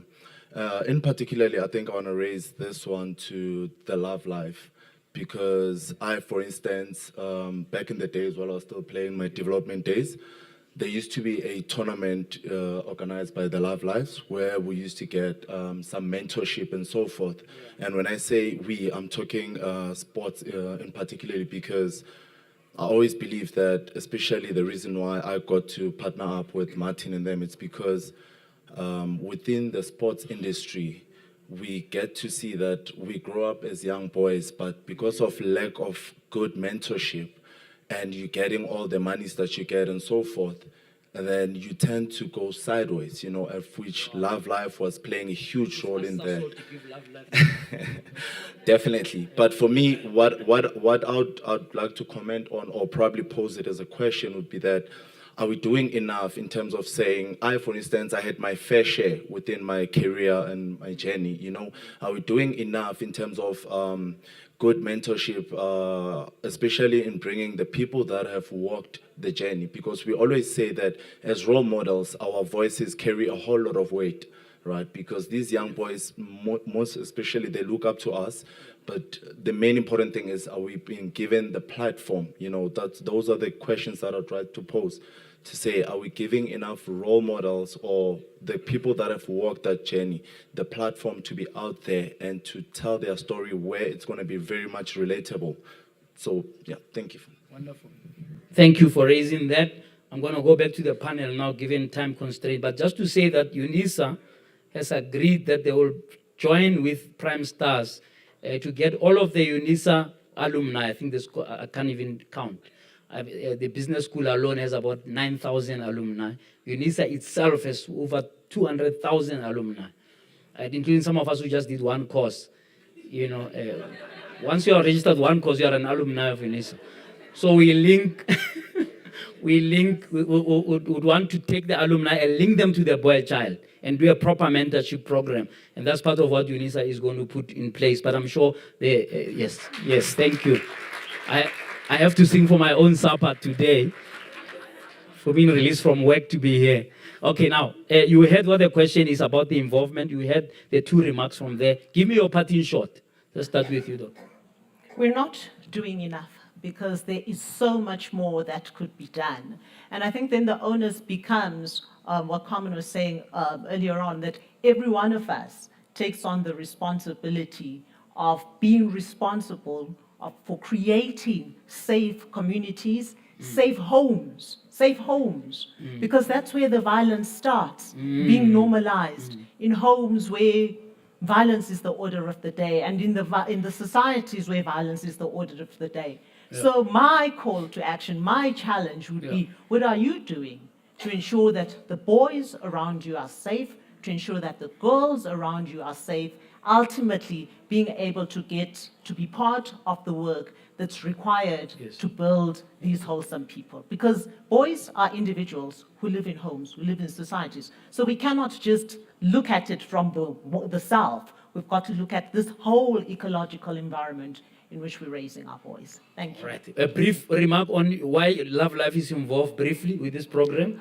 as the question they asked. Love Life is involved in this program because we firmly believe that if we're talking about youth health, holistic youth health as a whole, we cannot be saying, for girls, we've got a She Conquers campaign, and these are the objectives we want to make, because HIV/AIDS is what is the problem with adolescent girls and young women. Boys, 80% of the deaths of adolescents in South Africa, boys and young men, violent deaths. So why would we say we're worried about the girls dying from HIV/AIDS and we're going to invest in it, and we're not worried about the boys killing each other? Round of applause, please, for her. Thank you. Parting shot from Nelson Mandela Children's Fund. Yes, thank you. So the What About the Boys campaign asks what about the boys, and it asks 2 things for us. The one is, what about the boys? Bring them on board, ensure that they're not neglected, that that we focus on them, and that they participate in contributing to the solution of preventing gender-based violence. But it does a second thing as well. It was mentioned earlier that we know quite a bit about gender-based violence, but we don't know enough, or else it wouldn't be a problem, right? So what about the boys also allows us to investigate what is it about boys and being a boy and being masculine and associating with a particular masculinity that we need to address in order to prevent gender-based violence. And so one of our calls to action is for businesses and also the academic community to support us, to generate that information and investigate it and work with the boys everywhere in the country. I think that's the other exciting thing about this campaign, is that it's going to reach every space across the country, and just to help us synthesize that, learn new lessons, and then utilize it. That requires investment, and so that's our challenge. Wonderful. Round of applause, please, for the involvement of the Nelson Mandela Children's Fund. Okay, last word from Markham's there. So Markham's joint venture with Primestars is particularly about addressing the youth and education. We believe education is a preventative measure, and we believe that we should start at the bottom. Our call to action today is, we don't sit here as an organization that spends our days doing good, but if more businesses come together to support this type of education, I think we should expand beyond looking at those that are less privileged. This behavior exists throughout society. It isn't about privilege or lack thereof. As employees, we have a responsibility to create an environment that is not conducive, that is conducive to being in a space that is free of violence, that is free to operate as we should. And I think that other organizations should join this so that we can expand this from the young to the much older, so that we can prevent and we can rescue and save those that have already been on this journey. Wonderful. Thank you. Round of applause there for Markham. Daddy. Thank you. Prof, I think from our side, our parting shot as a Seriti is where our partner with Primestars is, when we had the call, to come and participate, the first thing that came to mind was that the program focuses mainly on perpetrators now. Yes. Previously, all the initiatives we had were focusing on victims. On the victim, exactly. So we said now that this program speaks to perpetrators. This is basically where we believe we'll be able to future make perpetrators. future perpetrators. Future grandfathers, uncles. That we have in our society.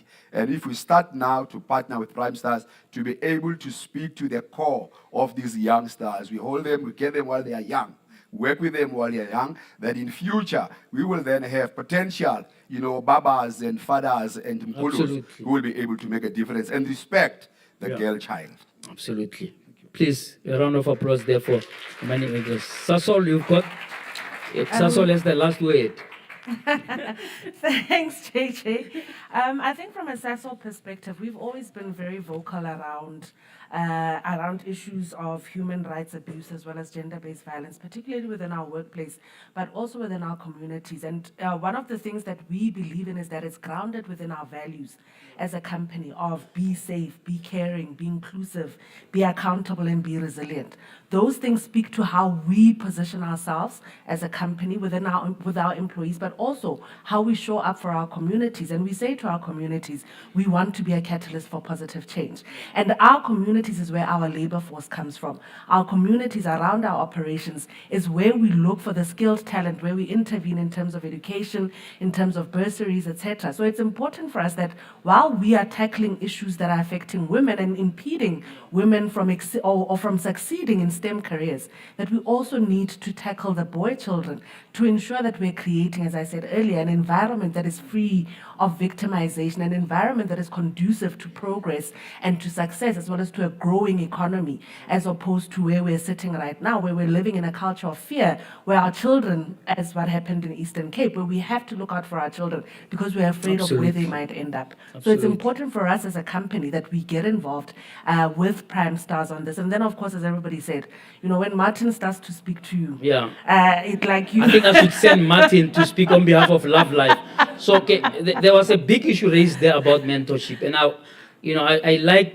I'm a talk show host, but I would like action often out of the talking. Yeah. Right? And if we could do a three-way discussion there about the role modeling thing with Love Life and UNISA and Sasol. Because if Sasol is not there will be no fuel to fuel it to happen. Can we open that door a little bit and talk about that? Because the mentorship thing is what's going to sustain this thing beyond 20 years from now. And I think it's something that we need to look at and see what partnership we can strike. No, definitely. And mentorship is a big thing for us, not just of girls, but now again through what about the boys, with boys. And even within our company, we focus a lot on mentorship and mentorship circles. So mentorship is a big thing. So we can open that door and have a proper discussion. We can have a proper discussion about it. No, I think you see now that's the way forward. Thank you so much. Can we give a round of applause to all our panelists, please? Martin, where's Martin? We're gonna play a trailer of the movie now. Martin, please, is it ready? Guys, please don't go anywhere because we have paid thousands of rand for a song called What About the Boys? Yeah. And the singer has just landed and he's here and he's going to sing you the song. Yeah. That's the theme song of the movie. Wonderful. And so please don't go. All right. So we'll do the trailer and then the song. Is there food? Okay. There's food. I just want to acknowledge the team quickly. All right. Okay. Martin, let me give you to acknowledge the team, the Primestars team. Please be 2 minutes. 2 minutes. Yeah. And ladies and gentlemen, I want to tell you just something about Primestars. Primestars has 4 people reaching 1 million children, 90,000 a year. 4 people. Okay? My deputy is a young man by the name of Nkosinati Mushwana. I found him as a young man.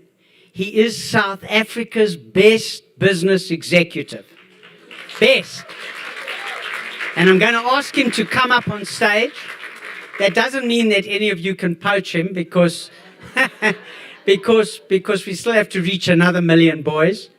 But I'd like him to come up to stage, and anybody else from the team, if they're not shy, come up on stage.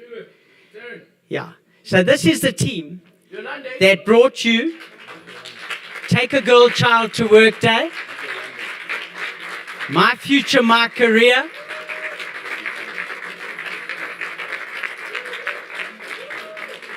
Four people, 90,000 kids a year, 1 million children reached by the end of last year. This is the team.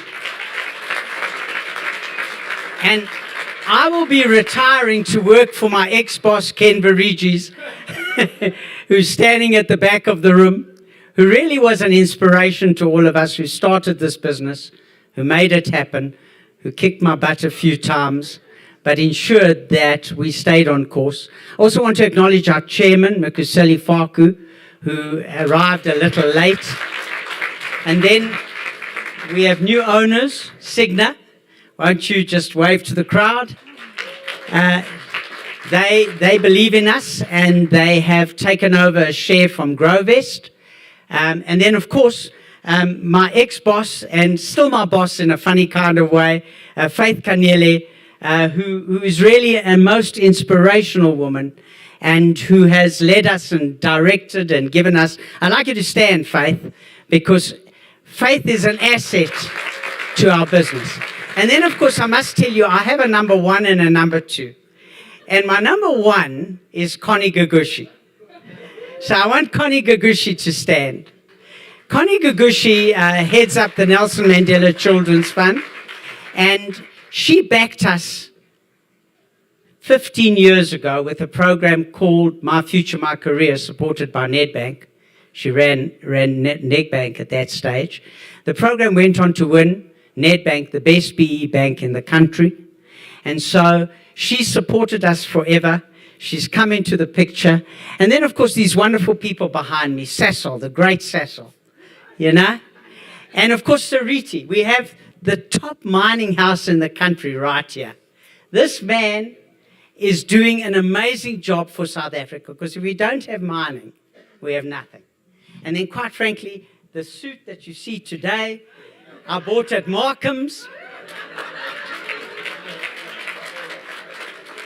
And then, of course, these two lovely ladies who we couldn't run the program without. But all of you are important, and we just hope that you're going to come into the fold and make this program happen. You know, I watched the guy from Eskom. He said, I can't do it on my own, but you can make it happen. Well, somehow or other, I think we all lost the boat there. But here, you truly can make it happen. And then I just want to acknowledge my rabbi. I go to synagogue every Friday night, and he makes the most amazing inspirational speeches, and I learn a lot from him. And I've asked him to many of my events, and he chose to come today, and I'm really grateful. Thank you, Rabbi. So to all of you, God bless you, God keep you. When you're finished, eat, drink, and be messy. And finally, to the mayor. That was the coup of the decade, okay? Because I must tell you, even though I have an ANC card-carrying membership, I did vote for her. So now you know. Now you know. Yeah. And so he says it's enough now. And I'd like to thank all of you and tell you how much I appreciate you. And now, most importantly, our biggest supporter in this program is a Sita. It's Chieta. And although Yoshin Pillay couldn't be here today, his wonderful lady is here. I'd like you to stand. Because if all Sitas did what they did, South Africa would be a better place. And so, thank you to my team. And Nkosi will be running the show soon, one of these days. He's holding on desperately. But now back to our wonderful, phenomenal, absolutely amazing MC. Oh, Martin. All right. I understand we have to excuse the mayor. She has to go and open a water reservoir somewhere. That's a very important excuse. Dr. Mpo, thank you so much for gracing us with your presence. Let me ask Martin, who's the executive producer of the film, to come and introduce the trailer quickly. What is it? One delay to introduce the film. And then we're going to have the third song that Martin spoke about. Wandile? Yes, please. Be at ease.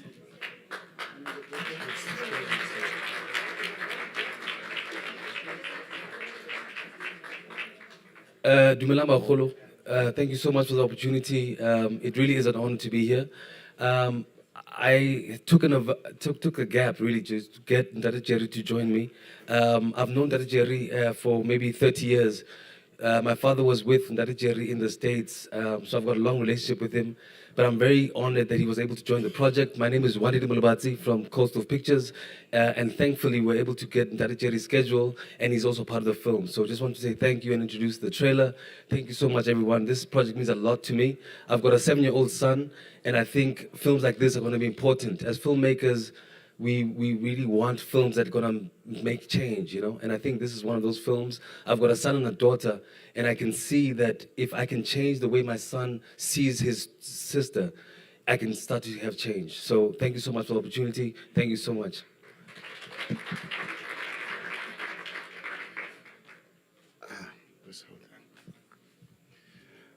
For security, I wrote this down.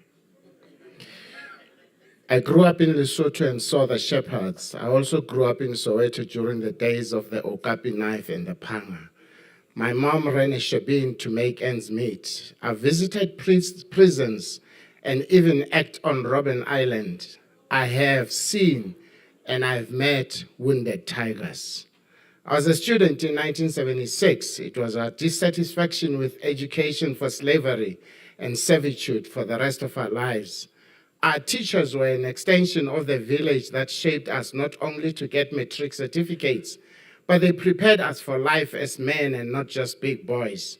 You can imagine the shock at the visuals we see at how today's boy is angry and violent with each other, with the educators, and with the girls. I have written a memoir giving the readers some episodes in my life, and I'd like to read just a very short. Right at the end of the book, I write this. In these pages, I have sought to lay out parts of my journey you might find instructive. Faith has seen me through it all. It wasn't easy, but it was worth all of it. It was difficult, but it was possible. It remains possible. I'm not a perfect man, but maybe it's those imperfections that make me humanly perfect. I'm not an angel. After all, I'm a man.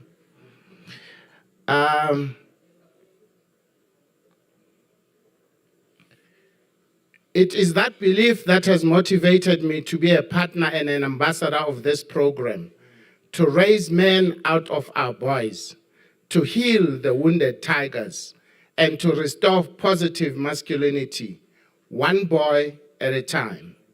In the film, I portray a man who's a principal, old and set in his ways, but a challenge to the older men to model manhood and to be agents to the restoration of positive masculinity.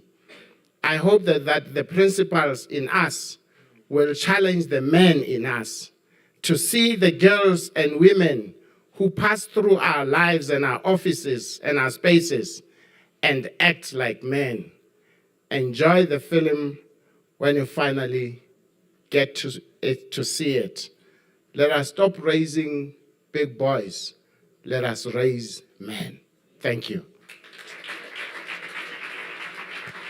Story about boys and the men they become.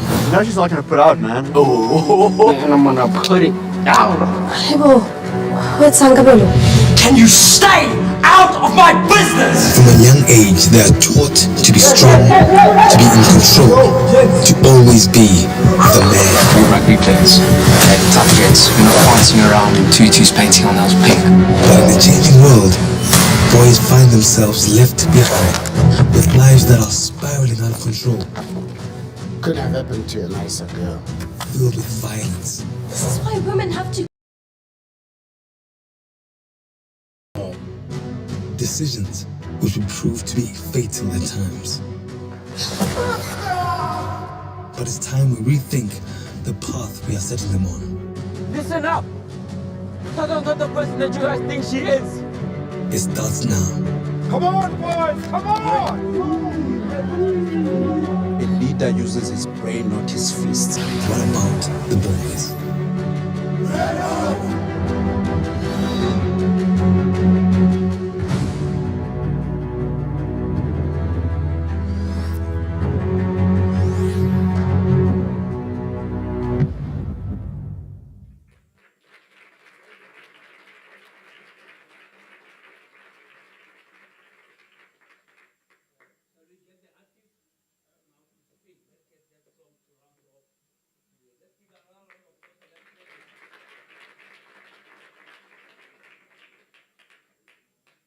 One, two. Good morning. Thank you, everyone, for staying till the song. Martin called and I had to answer like many people. And thank you for everyone who's supporting this initiative. It's very important.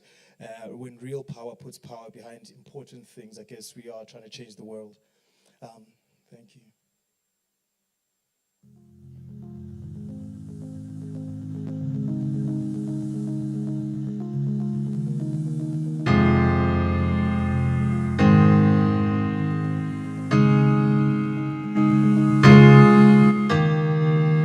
Hey world, listen to me. I don't know if you can see. The boys need love. Show us peace. Show us who we can be. Raising a nation of good men. I need you to understand. We the generation that has a plan. I need you to hold my hand. Makubenjalo Isizwe sabafana abalungile Sipila matha inhlonipho sistemile Makubenjalo Isizwe sabafana abalungile Sipila ngothando inhlonipho sistemile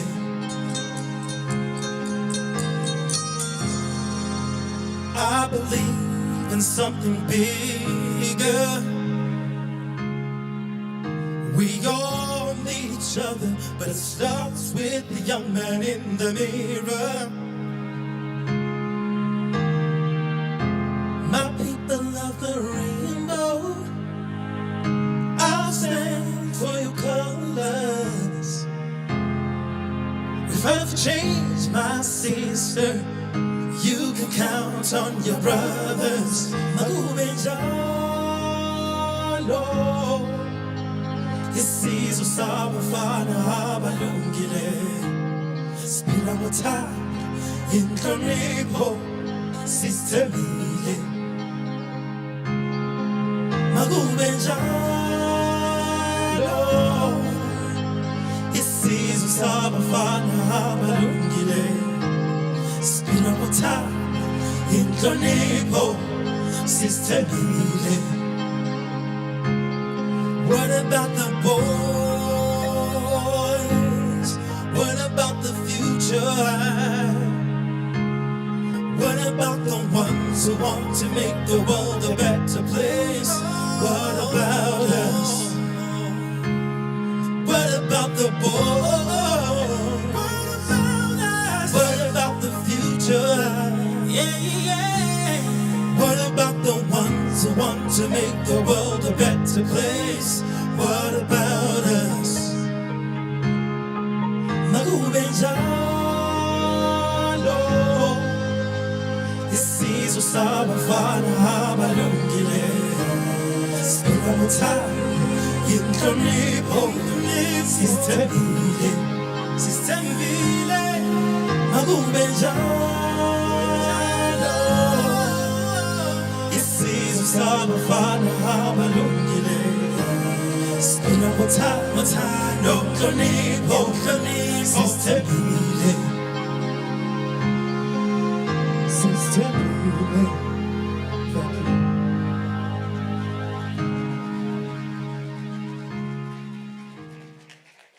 big round of applause. That's a beautiful, beautiful. Thank you very much for attending here, and to all of you to make your time. There's food out here. There's Drakensberg boys to be enjoyed just here straight after. Do drive safely when you do. Thank you so much, and God bless you.